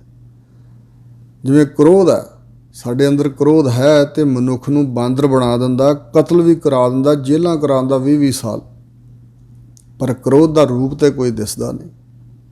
ਬੰਦਾ ਨੱਚਦਾ ਦਿਸਦਾ ਕ੍ਰੋਧ ਦੇ ਨਾਲ, ਪਰ ਕ੍ਰੋਧ ਸਾਡੇ ਅੰਦਰ ਹੈ, ਇਹਦਾ ਰੂਪ ਨਹੀਂ ਕੋਈ ਦਿਸਦਾ। ਜਿਵੇਂ ਕਾਮ, ਕ੍ਰੋਧ, ਮੋਹ, ਲੋਭ, ਹੰਕਾਰ, ਸ਼ਬਦ, ਸਪਰਸ਼, ਰੂਪ, ਰਸ, ਗੰਧ, ਇਹ ਚੀਜ਼ਾਂ ਅੰਦਰ ਵਸੀਆਂ ਹੋਈਆਂ ਸਾਡੇ, ਇਹਨਾਂ ਦਾ ਆਕਾਰ, ਰੂਪ, ਰੇਖਾ ਕੁਝ ਨਹੀਂ ਦਿਸਦਾ। ਇਸੇ ਤਰ੍ਹਾਂ ਪਰਮਾਤਮਾ ਨੂੰ ਮਾਣਿਆ ਜਾ ਸਕਦਾ। ਸੋ ਇਹ ਮਜ਼ਮੂਨ ਬੜਾ ਕੌੜਾ ਅਤੇ ਔਖਾ ਹੈ। ਵਾਹਿਗੁਰੂ ਦਾ ਭਜਨ ਕਰਨਾ ਜਿਹਦੇ ਬਾਰੇ ਗਿਆਨ ਹੀ ਕੁਛ ਨਹੀਂ ਹੈ ਕਿ ਨਹੀਂ ਹੈ, ਅਤੇ ਗੁਰੂ ਮਹਾਰਾਜ ਦੇ ਬਚਨ 'ਤੇ ਵਿਸ਼ਵਾਸ ਕਰਕੇ ਅਤੇ ਉਸ ਨੂੰ ਜਪਣਾ, ਆਰਾਧਣਾ ਹੈ ਤਾਂ ਬੜਾ ਕਠਿਨ ਹੈ ਨਾ, ਕਿਉਂਕਿ ਵਿਸ਼ਵਾਸ ਟੁੱਟਦਾ ਹੈ। ਫਿਰ ਜਾਂ ਪਰਮਾਤਮਾ ਨੂੰ ਮਨੁੱਖ ਦੂਰ ਸਮਝਦਾ ਹੈ, ਇਹ ਅਗਿਆਨ ਪਿਆ ਹੋਇਆ। ਵਾਹਿਗੁਰੂ ਤਾਂ ਬਿਲਕੁਲ ਨੇੜੇ ਹੈ, ਨਿਕਟੇ ਯਾਰ ਭੇਦ ਨਾ ਪਾਇਆ। ਇਹ ਕਹਿੰਦੇ ਨੇ ਰੱਬ ਦੇ ਸੰਤ ਭਗਤ ਸਤਿਗੁਰੂ ਜੀ, ਘਟ ਘਟ ਮੈਂ ਹਰ ਜੂ ਬਸੈ, ਸੰਤਨ ਕਹਿਓ ਪੁਕਾਰ। ਬਹੁਤ ਬਚਨ ਐਸੇ ਹਨ ਜੋ ਸਤਿਗੁਰੂ ਜੀ ਵਿਸ਼ਵਾਸ ਕਰਾਉਂਦੇ ਨੇ, ਪਰ ਮਨ ਇਸ ਵਿਸ਼ਵਾਸ ਨੂੰ ਪਕੜਦਾ ਨਹੀਂ। ਖੈਰ, ਰਾਮ ਮਿਲੇ ਤੇ ਸਾਰੇ ਭਰਮ ਦੂਰ ਹੁੰਦੇ ਨੇ। ਜਦੋਂ ਤੱਕ ਰਾਮ ਨਹੀਂ ਮਿਲਿਆ, ਭਰਮ ਨਹੀਂ ਦੂਰ ਹੋਏ। ਸਤਿਗੁਰੂ ਜੀ ਬਖਸ਼ਿਸ਼ ਕਰਕੇ ਰਾਮ ਪਰਮੇਸ਼ਰ ਰਮਿਆ ਹੋਇਆ ਜੋ ਵਾਹਿਗੁਰੂ ਹੈ, ਵਿਆਪਕ ਸਰੂਪ, ਉਹਦਾ ਗਿਆਨ ਕਰਾ ਦਿੰਦੇ ਨੇ, ਸਾਡੇ ਮਨ ਦਾ ਪਰਮਾਤਮਾ ਨਾਲ ਮਿਲਾਪ ਕਰਾ ਦਿੰਦੇ ਨੇ। ਫਿਰ ਭਰਮ ਦੂਰ ਹੋ ਗਏ। ਭਰਮ ਗਿਆ ਸਮੁੰਦਰੈ ਪਾਰ, ਉੱਥੇ ਭਰਮ ਮਨ ਦੀ ਭਟਕਣਾ, ਦੌੜ ਭੱਜ ਖਤਮ ਹੋ ਜਾਂਦੀ ਹੈ। ਅੰਦਰ ਇੱਕ ਰਸ ਮਨ ਟਿਕਿਆ ਰਹਿੰਦਾ ਹੈ। ਅਗਲਾ ਸ਼ਬਦ ਹਜ਼ੂਰ ਉਚਾਰਦੇ ਨੇ, ਗੌੜੀ ਮਹੱਲਾ ਪਹਿਲਾ। ਪਹਿਲੇ ਪਾਤਸ਼ਾਹ ਸਤਿਗੁਰੂ ਨਾਨਕ ਦੇਵ ਮਹਾਰਾਜ ਜੀ ਸ਼ਬਦ ਉਚਾਰਦੇ ਹਨ, ਜਨਮ ਮਰੈ ਤ੍ਰੈ ਗੁਣ ਹਿਤਕਾਰ। ਮਾਇਆ ਦੇ 3 ਗੁਣ ਹਨ, 3 ਸੁਭਾਅ ਹਨ। ਜਦੋਂ ਪਰਮਾਤਮਾ ਬਾਰੇ ਇਹ ਬਚਨ ਆਉਂਦਾ ਨਾ, ਨਿਰਗੁਣ ਸਰਗੁਣ ਨਿਰੰਕਾਰ, ਸਰਗੁਣ ਨਿਰਗੁਣ ਨਿਰੰਕਾਰ ਸੁਨ ਸਮਾਧੀ ਆਪ, ਉੱਥੇ ਜਦੋਂ ਨਿਰਗੁਣ ਸ਼ਬਦ ਆਉਂਦਾ ਪਰਮਾਤਮਾ ਬਾਰੇ, ਅਤੇ ਉੱਥੇ ਅਰਥ ਹੈ ਕਿ ਮਾਇਆ ਦੇ 3 ਸੁਭਾਵਾਂ ਤੋਂ ਰਹਿਤ, 3 ਗੁਣਾਂ ਵਾਲੀ, 3 ਸੁਭਾਵਾਂ ਵਾਲੀ ਜਿਹੜੀ ਮਾਇਆ ਹੈ, ਇਸ ਮਾਇਆ ਵਾਲਾ ਰੂਪ ਜਿੱਥੇ ਨਹੀਂ ਧਾਰਿਆ, ਉਹ ਨਿਰਗੁਣ ਸਰੂਪ ਹੈ। ਅਤੇ ਜਿੱਥੇ ਸਾਡੇ ਬਾਰੇ ਬਚਨ ਆਉਂਦਾ, ਮੋਹੇ ਨਿਰਗੁਣ ਜੀਓ ਸਭ ਗੁਣ ਤੇਰੇ, ਉੱਥੇ ਸ਼ੁਭ ਗੁਣਾਂ ਦੀ ਗੱਲ ਹੈ ਵੀ ਮੈਂ ਗੁਣਾਂ ਤੋਂ ਸਖਣਾ ਹਾਂ ਸੱਚੇ ਪਾਤਸ਼ਾਹ, ਮੇਰੇ 'ਚ ਕੋਈ ਵੀ ਗੁਣ ਨਹੀਂ, ਸ਼ੁਭ ਗੁਣ ਹੈ ਨਹੀਂ। ਗੁਣ ਸੁਭਾਅ ਅਤੇ ਗੁਣ ਉਪਕਾਰ ਵੀ ਅਰਥ ਹੈ ਗੁਣ ਦਾ। ਸੋ ਇਸ ਪ੍ਰਕਾਰ ਇੱਥੇ ਆ ਮਾਇਆ ਦੇ 3 ਸੁਭਾਅ। ਹਜ਼ੂਰ ਕਹਿੰਦੇ ਨੇ ਜਿਹੜਾ ਸੰਸਾਰ ਦੇ ਸਾਰੇ ਜੀਵ ਜੰਮਦੇ ਮਰਦੇ ਹਨ, ਇਹਦਾ ਕੀ ਕਾਰਨ?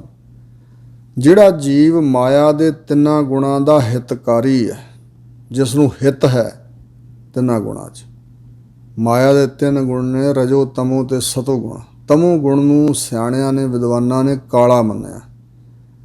ਤਮੋ ਗੁਣ ਦਾ ਅਰਥ ਹੈ ਤਾਮਸੀ ਬਿਰਤੀ, ਕਤਲ ਕਰਨ ਦੀ ਭਾਵਨਾ, ਹਿੰਸਾ, ਵਿਕਾਰ, ਚੋਰੀਆਂ, ਠੱਗੀਆਂ, ਇਹ ਸਾਰੇ ਜਿਹੜੇ ਮੰਦ ਕਰਮ ਨੇ, ਇਹਨੂੰ ਕਹਿੰਦੇ ਤਮੋ ਗੁਣ। ਇਹ ਸੁਭਾਅ ਮਾਇਆ ਦਾ ਇੱਕ ਸੁਭਾਅ। ਦੂਸਰਾ ਰਜੋ ਗੁਣ, ਰਾਜਸੀ ਸੁਭਾਅ ਹੋਣਾ, ਐਸ਼ੋ ਇਸ਼ਰਤ, ਐਸ਼ਵਰਜ, ਧਨ ਦੌਲਤ ਨਾਲ ਲਗਾ ਹੋਣਾ, ਪਰ ਮਾੜਾ ਕਰਮ ਨਾ ਕਰਨਾ ਇਹਦੀ ਪ੍ਰਾਪਤੀ ਲਈ। ਇਹ ਹੈ ਰਾਜਸੀ ਸੁਭਾਅ, ਰਜੋ ਗੁਣ ਦੀ ਪ੍ਰਧਾਨਤਾ, ਇਹਨੂੰ ਲਾਲ ਮੰਨਿਆ ਹੈ। ਇੱਕ ਹੈ ਸਤੋ ਗੁਣ। ਸਤੋ ਗੁਣ ਭਈ ਇਨਸਾਨੀਅਤ ਵਾਲੇ ਕਰਮ ਕਰਨੇ, ਦਾਨ ਪੁੰਨ ਕਰਨਾ, ਭਲਾ ਕਰਨਾ ਇਤਿਆਦਿਕ। ਪਰ ਵੱਡੀ ਤੋਂ ਵੱਡੀ ਇੱਛਾ ਜਿਹੜੀ ਹੈ ਇਸ ਦੁਨੀਆ ਦੇ ਸੁੱਖਾਂ ਦੀ ਜਾਂ ਅਗਲੇ ਜਨਮ ਦੇ ਸੁੱਖਾਂ ਦੀ ਜਾਂ ਪਰਲੋਕ ਦੇ ਸੁੱਖਾਂ ਦੀ ਇੱਛਾ ਰੱਖ ਕੇ ਦਾਨ ਕਰਨਾ, ਚੰਗੇ ਕਰਮ ਕਰਨੇ ਪਰ ਸਰੀਰਕ ਸੁੱਖ ਦੀ ਇੱਛਾ ਰੱਖ ਕੇ ਕਰਨਾ। ਸੋ ਇਸ ਪ੍ਰਕਾਰ ਚੰਗਿਆਈ ਵੀ ਮਨੁੱਖ ਕਈ ਵਾਰੀ ਕਰਦਾ ਪਰ ਮਾਇਆ ਤੋਂ ਸੁਤੰਤਰ ਨਹੀਂ ਹੁੰਦਾ, ਭਾਵੇਂ ਸਾਰੀ ਚੰਗਿਆਈ ਹੀ ਕਰੇ। ਵਾਹਿਗੁਰੂ ਦੇ ਸਿਮਰਨ ਤੋਂ ਬਗੈਰ ਮਾਇਆ ਤੋਂ ਖਲਾਸੀ ਨਹੀਂ ਹੈ। ਇੱਛਾ ਮਨ 'ਚ ਰਹਿ ਜਾਂਦੀਆਂ ਹਨ ਅਤੇ ਸਿਮਰਨ ਦੁਆਰਾ ਅੰਦਰ ਬੈਰਾਗ ਪੈਦਾ ਹੁੰਦਾ ਅਤੇ ਫਿਰ ਮਾਇਆ ਦਾ ਪ੍ਰਭਾਵ ਖਤਮ ਹੁੰਦਾ ਹੈ। ਹਜ਼ੂਰ ਕਹਿੰਦੇ ਨੇ ਜਨਮ ਮਰੈ ਤ੍ਰੈ ਗੁਣ ਹਿਤਕਾਰ। ਜਿਹੜਾ ਇਹ ਸੰਸਾਰ ਹੈ ਸਾਰਾ, ਇਹ ਤਿੰਨਾਂ ਗੁਣਾਂ ਮਾਇਆ ਦੇ 3 ਤਰ੍ਹਾਂ ਦੇ ਸੁਭਾਵਾਂ ਵਿੱਚ ਹਿਤਕਾਰੀ ਹੈ, ਹਿੱਤ ਰੱਖਦਾ ਹੈ। ਇਸ ਕਰਕੇ ਜਨਮਦਾ ਅਤੇ ਮਰਦਾ ਹੈ। ਜਨਮ ਹੁੰਦਾ, ਜੰਮ ਮਰੈ, ਮਰੈ ਫਿਰ ਜੰਮੈ। ਜਦੋਂ ਤੱਕ ਮਾਇਆ ਦਾ ਕੋਈ ਵੀ ਗੁਣ ਸਾਡੇ 'ਤੇ ਹਾਵੀ ਹੈ, ਮਾਇਆ ਦਾ ਕੋਈ ਸੁਭਾਵ, ਉਦੋਂ ਤੱਕ ਜੰਮਣਾ ਮਰਨਾ ਰਹੇਗਾ। ਚਾਰੇ ਵੇਦ ਕਥਾ ਹੈ ਕਰ। ਇਹ ਮਹਾਰਾਜ ਤੁਸੀਂ ਕਹਿ ਰਹੇ ਕਿ ਹੋਰ ਵੀ ਕੋਈ ਕਹਿੰਦਾ, ਤਾਂ ਹਜ਼ੂਰ ਕਹਿੰਦੇ ਚਾਰੇ ਦੇ ਚਾਰੇ ਵੇਦ ਇਹ ਸੰਸਾਰ ਦਾ ਹੀ ਤਾਂ ਕਥਨ ਕਰਦੇ ਨੇ।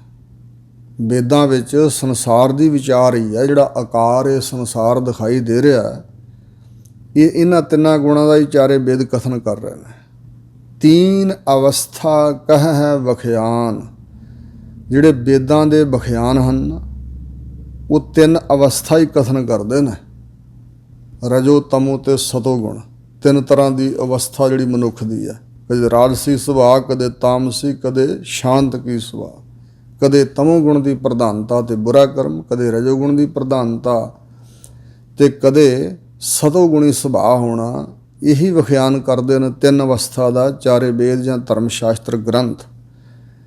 ਤੁਰੀ ਅਵਸਥਾ ਸਤਿਗੁਰ ਤੇ ਹਰ ਜਾਨ। ਫਿਰ ਮਹਾਰਾਜ ਤੁਰੀ ਅਵਸਥਾ ਕੀ ਹੋਈ? ਇੱਕ ਤੁਰੀ ਅਵਸਥਾ ਚੌਥੇ ਪਦ ਦੀ ਗੱਲ ਵੀ ਹੈ। ਇਹ ਤ੍ਰੈ ਗੁਣ ਛੋੜ ਮੰਗ ਰਹੇ, ਤ੍ਰੈ ਗੁਣ ਛੋੜ ਚੌਥਾ ਚਿੱਤ ਲਾਏ। ਚੌਥੀ ਅਵਸਥਾ ਵਿੱਚ ਆਪਣਾ ਚਿੱਤ ਲਾਏ, 3 ਗੁਣਾਂ ਨੂੰ, 3 ਸੁਭਾਵਾਂ ਨੂੰ ਛੱਡ। ਤਾਂ ਹਜ਼ੂਰ ਕਹਿੰਦੇ ਨੇ ਸਤਿਗੁਰੂ ਦੁਆਰਾ ਹਰੀ ਅਕਾਲ ਪੁਰਖ ਨੂੰ ਜਾਣ ਲੈਣਾ, ਇਹ ਹੈ ਤੁਰੀ ਅਵਸਥਾ। ਇਹ ਗਿਆਨ ਦੀਆਂ 7 ਭੂਮਿਕਾ ਮੰਨੀਆਂ ਹਨ ਵਿਦਵਾਨਾਂ ਨੇ। ਸ਼ੁਭ ਇੱਛਾ ਸੋ ਵਿਚਾਰਨਾ, ਤਨੂ ਮਾਨਸਾ ਸਤਵਾਪਤ, ਅਸੰ ਸਕਤ ਪਦਾਰਥਾ ਭਾਵਨੀ ਤੇ ਤੁਰੀ ਅਵਸਥਾ। ਸ਼ੁਭ ਇੱਛਾ ਮਨ ਵਿੱਚ ਫੁਰਨੀ ਕਿ ਮੈਂ ਧਰਮ ਦੇ ਰਾਹ 'ਤੇ ਚੱਲਾਂ, ਗੁਰਦੁਆਰਾ ਸਾਹਿਬ ਜਾਇਆ ਕਰਾਂ, ਅਸਥਾਨਾਂ ਦੀ ਯਾਤਰਾ ਕਰਾਂ, ਮੈਂ ਨਾਮ ਜਪਿਆ ਕਰਾਂ ਇਤਿਆਦਿ। ਕਿ ਪਹਿਲੀ ਅਵਸਥਾ ਇੱਛਾ ਫੁਰਨੀ ਹੈ ਜੀ। ਫਿਰ ਹੈ ਸੋ ਵਿਚਾਰਨਾ, ਚੰਗੀ ਵਿਚਾਰ ਅੰਦਰ ਪੈਦਾ ਹੋ ਜਾਣੀ। ਕਿਹੜਾ ਕਰਮ ਛੱਡਣਾ ਚਾਹੀਦਾ, ਕਿਹੜਾ ਧਾਰਨ ਕਰਨਾ ਚਾਹੀਦਾ, ਕੀ ਮੈਂ ਕੀਤਾ ਜੋ ਨਹੀਂ ਸੀ ਕਰਨਾ ਚਾਹੀਦਾ, ਕੀ ਤਿਆਗਾਂ ਤੇ ਕੀ ਧਾਰਨ ਕਰਾਂ ਆਦਿਕ। ਇਹ ਸ਼ੁਭ ਅਸ਼ੁਭ ਗੱਲਾਂ ਜੋ ਹਨ ਉਹਨਾਂ ਦੀ ਵਿਚਾਰ ਮਨ 'ਚ ਪੈਣੀ। ਸ਼ੁਭ ਨੂੰ ਧਾਰਨ ਕਰਨ ਵਾਲੇ ਪਾਸੇ ਇੱਛਾ ਰੱਖਣੀ, ਬੁਰੇ ਨੂੰ ਤਿਆਗਣਾ। ਤਨੂ ਮਾਨਸਾ, ਫਿਰ ਦੁਨਿਆਵੀ ਖਵਾਹਿਸ਼ਾਂ ਦਾ ਘਟ ਜਾਣਾ, ਦੁਨਿਆਵੀ ਇੱਛਾਵਾਂ ਪਤਲੀਆਂ ਪੈ ਜਾਣੀਆਂ। ਫਿਰ ਇਸ ਤੋਂ ਅੱਗੇ ਸਤਵਾਪਤ, ਸਤ ਸਰੂਪ ਆਤਮਾ ਦਾ ਝਲਕਾਰਾ ਪੈਣਾ, ਆਪਣੇ ਆਪ ਨੂੰ ਸਰੀਰ ਤੋਂ ਪਰੇ ਜਾਣ ਲੈਣਾ ਕਿ ਮੇਰਾ ਸਰੂਪ ਕੁਝ ਹੋਰ ਹੈ। ਫਿਰ ਅੱਗੇ ਜਾ ਕੇ ਇੱਥੇ ਚੌਥੀ ਜਿਹੜੀ ਭੂਮਿਕਾ ਇਹਨੂੰ ਅੱਗੇ ਜਾ ਕੇ ਫਿਰ ਆਉਂਦੀਆਂ ਰਿੱਧੀਆਂ ਸਿੱਧੀਆਂ ਨਿੱਧੀਆਂ ਆਦਿਕ ਸ਼ਕਤੀਆਂ ਵੀ ਆ ਜਾਂਦੀਆਂ।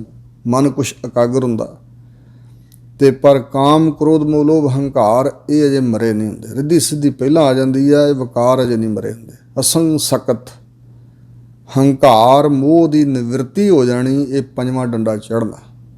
ਤੇ ਫਿਰ ਇਸ ਤੋਂ ਅੱਗੇ ਆਉਂਦਾ ਹੈ ਸੁਰਗ ਬੈਕੁੰਠ ਦਿਵ ਭੋਗ ਪਰਲੋਕ ਦੇ ਅਨੇਕਾਂ ਤਰ੍ਹਾਂ ਦੇ ਕੌਤਕ ਨਜ਼ਾਰੇ ਦਿਖਾਈ ਦੇਣੇ, ਫਿਰ ਉਹ ਵੀ ਮਨ ਚੋਂ ਤਿਆਗੇ ਜਾਣੇ। ਛੇਵਾਂ ਡੰਡਾ ਤੇ ਸੱਤਵੇਂ ਡੰਡੇ ਨੂੰ ਫਿਰ ਹੱਥ ਪੈਂਦਾ ਜਿਹਨੂੰ ਤੁਰੀਆ ਅਵਸਥਾ ਸਤਿਗੁਰ ਤੇ ਹਰ ਜਾਨ। ਚੌਥਾ ਪਦ ਉਹ ਹੈ ਮਾਇਆ ਦੇ ਤਿੰਨਾਂ ਗੁਣਾਂ ਤੋਂ ਉੱਪਰੋਂ ਚੌਥੀ ਭੂਮਿਕਾ, ਸੰਤ ਕਾ ਮਾਰਗ ਧਰਮ ਕੀ ਪੌੜੀ ਕੋ ਵਡ ਭਾਗੀ ਪਾਏ। ਸੋ ਇਸ ਪ੍ਰਕਾਰ ਉਹ ਸਤਿਗੁਰੂ ਦੁਆਰਾ ਸਤਿਗੁਰੂ ਦੇ ਚਰਨਾਂ ਨਾਲ ਲੱਗ ਕੇ ਹਰੀ ਅਕਾਲ ਪੁਰਖ ਨੂੰ ਜਾਣ ਲੈਣਾ, ਬ੍ਰਹਮ ਦੇ ਗਿਆਨ ਨੂੰ ਪ੍ਰਾਪਤ ਕਰ ਲੈਣਾ, ਉਹ ਤੁਰੀ ਅਵਸਥਾ ਹੈ।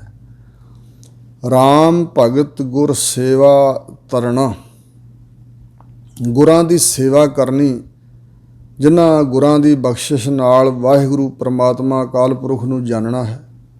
ਹਜ਼ੂਰ ਰਹਾਉ ਦੀਆਂ ਪੰਕਤੀਆਂ 'ਚ ਕਹਿ ਰਹੇ ਨੇ ਵੀ ਗੁਰਾਂ ਦੀ ਸੇਵਾ ਕਰਕੇ, ਰਾਮ ਰਮੇ ਹੋਏ ਪਰਮਾਤਮਾ ਦੀ ਭਗਤੀ ਕਰਕੇ ਤਰਨਾ ਹੁੰਦਾ ਸੰਸਾਰ ਤੋਂ।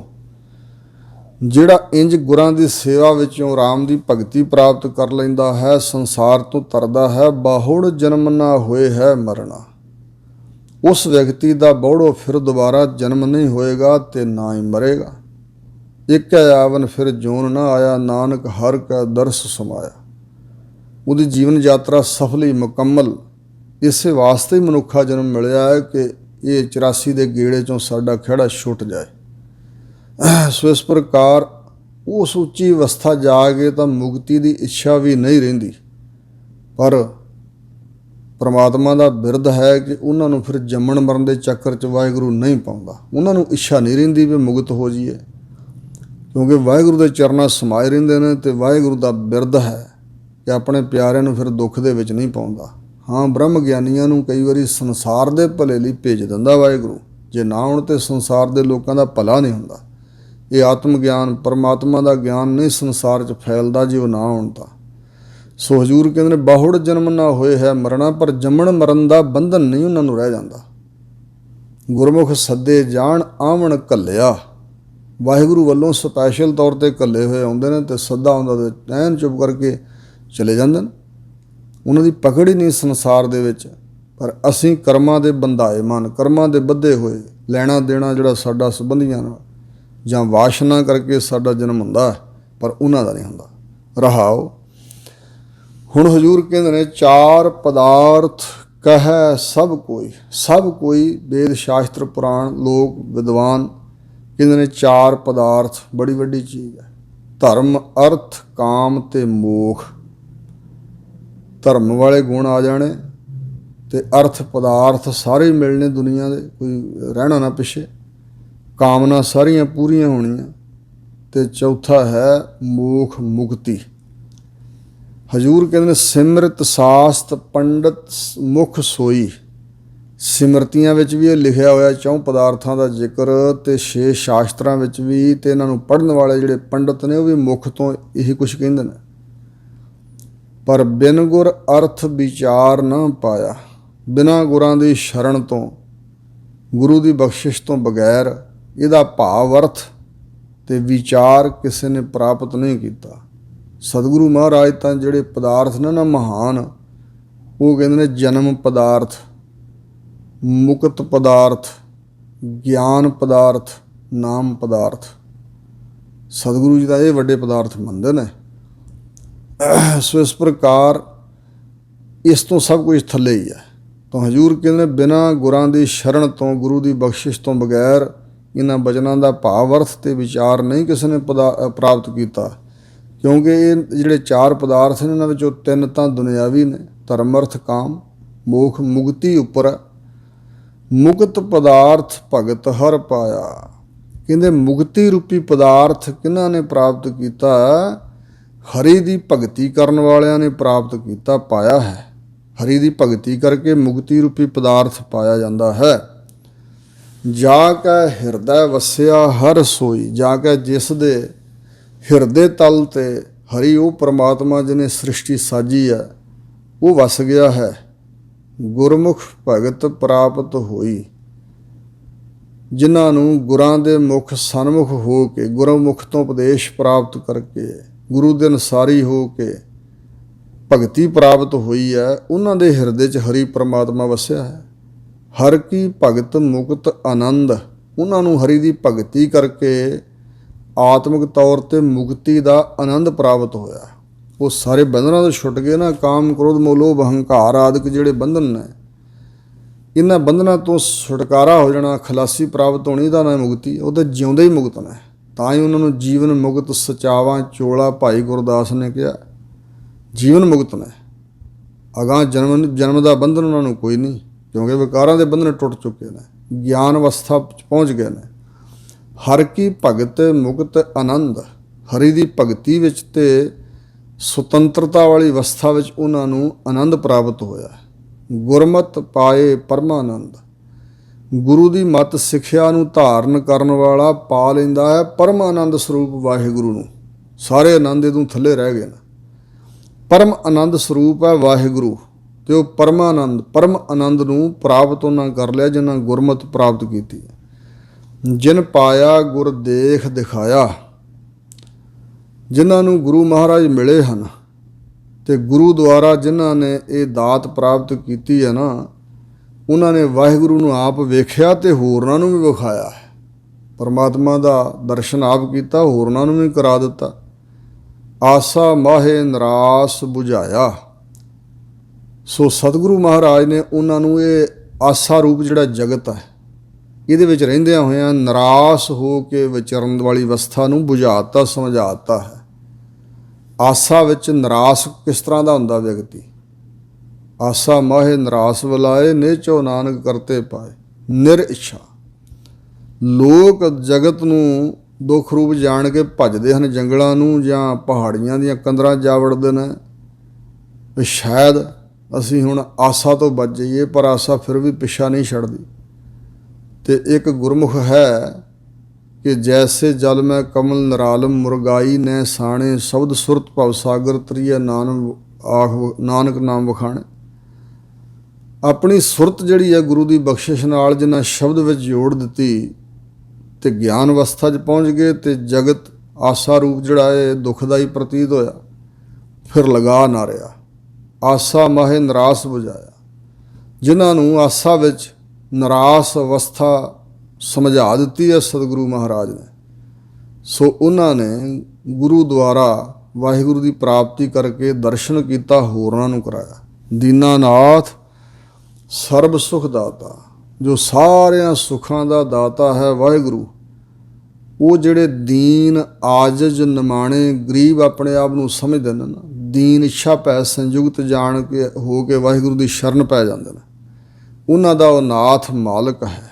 ਯਤੀਮਾਂ ਦਾ ਨਾਥ ਮਾਲਕ, ਅਨਾਥਾਂ ਕਾ ਨਾਥ, ਅਨਾਥ ਕੇ ਨਾਥੇ ਸਰਬ ਕੇ ਸਾਥੇ। ਸੋ ਇਸ ਪ੍ਰਕਾਰ ਦੀਨਾਂ ਗਰੀਬਾਂ ਦਾ, ਗਰੀਬ ਪੈਸੇ ਧੇਲੇ ਵੱਲੋਂ ਗਰੀਬ ਤੇ ਆਪਣੇ ਕਰਮਾਂ ਮੁਤਾਬਕ ਹੈ ਜੀ। ਇਹ ਨਹੀਂ ਵੀ ਉਹਨਾਂ ਦਾ ਖਾਸ ਨਾਥ ਨਹੀਂ, ਜਿਹੜੇ ਆਪਣੇ ਆਪ ਨੂੰ ਦੀਨ ਬਣਾ ਲੈਣ, ਆਜਜ਼ ਨਿਮਾਣੇ ਨਿਮਰਤਾਵਾਨ ਹੋ ਜਾਣ, ਕੁਛ ਵੀ ਆਪਣਾ ਨਾ ਸਮਝਣ, ਆਪਣਾ ਤਾਣ ਬਲ ਸਾਰਾ ਵਾਹਿਗੁਰੂ ਦੇ ਚਰਨਾਂ 'ਚ ਰੱਖ ਦੇਣ, ਉਹਨਾਂ ਦਾ ਖਾਸ ਤੌਰ 'ਤੇ ਨਾਥ ਮਾਲਕ ਹੈ ਵਾਹਿਗੁਰੂ, ਤੇ ਸਾਰਿਆਂ ਸੁੱਖਾਂ ਦਾ ਦਾਤਾ ਹੈ। ਨਾਨਕ ਹਰ ਚਰਣੀ ਮਨ ਰਾਤਾ, ਸਤਿਗੁਰੂ ਨਾਨਕ ਦੇਵ ਮਹਾਰਾਜ ਕਹਿੰਦੇ ਨੇ ਉਹਨਾਂ ਗੁਰਮੁਖਾਂ ਦਾ ਜੋ ਮਨ ਹੈ ਹਰੀ ਪ੍ਰਮਾਤਮਾ ਦੇ ਨਾਮ ਰੂਪੀ ਚਰਨਾਂ ਵਿੱਚ ਰੰਗਿਆ ਗਿਆ ਹੈ। ਪ੍ਰਮਾਤਮਾ ਦੇ ਨਾਮ ਰੂਪ ਚਰਨਾਂ ਵਿੱਚ ਉਹਨਾਂ ਦਾ ਮਨ ਰੰਗਿਆ ਗਿਆ। ਸਤਿਗੁਰੂ ਨੇ ਮਨ ਹੀ ਰੰਗਣ ਦੀ ਗੱਲ ਕੀਤੀ, ਉਪਦੇਸ਼ ਦਿੱਤਾ। ਮਨ ਰੰਗੋ ਵੱਡ ਭਾਗੀਓ, ਗੁਰ ਤੁੱਠਾ ਕਰੇ ਪਸਾਓ। ਇਹ ਮਨ ਨੂੰ ਰੰਗ ਚਾੜਨ ਦਾ ਯਤਨ ਕਰੋ ਗੁਰੂ ਦੇ ਉਪਦੇਸ਼ ਰਾਹੀਂ। ਗੌੜੀ ਚੇਤੀ ਮਹੱਲਾ ਪਹਿਲਾ। ਗੌੜੀ ਰਾਗ ਦੀ ਇੱਕ ਵੰਨਗੀ ਹੈ ਚੇਤੀ। ਇਹ 13ਵਾਂ ਸ਼ਬਦ ਸਤਿਗੁਰੂ ਨਾਨਕ ਦੇਵ ਮਹਾਰਾਜ ਜੀ ਇਸ ਰਾਗਣੀ ਅੰਦਰ ਉਚਾਰਨ ਕਰ ਰਹੇ ਨੇ। ਅੰਮ੍ਰਿਤ ਕਾਇਆ ਰਹਿ ਸੁਖਾਲੀ, ਬਾਜੀ ਇਹੋ ਸੰਸਾਰੋ। ਇਸ ਸ਼ਬਦ ਵਿੱਚ ਕਾਇਆ ਤੇ ਜੀਵ ਆਤਮਾ ਦਾ, ਹੰਸ ਤੇ ਕਾਇਆ ਦਾ ਸੰਵਾਦ ਵੀ ਦੱਸਿਆ ਹੈ, ਜਾਂ ਇੰਜ ਕਹਿ ਲਓ ਵੀ ਜੀਵ ਆਤਮਾ ਨੂੰ ਤੇ ਦੇਹ ਨੂੰ, ਦੋਵਾਂ ਨੂੰ ਸਾਂਝਾ ਉਪਦੇਸ਼ ਦਿੱਤਾ ਸਤਿਗੁਰੂ ਜੀ ਨੇ।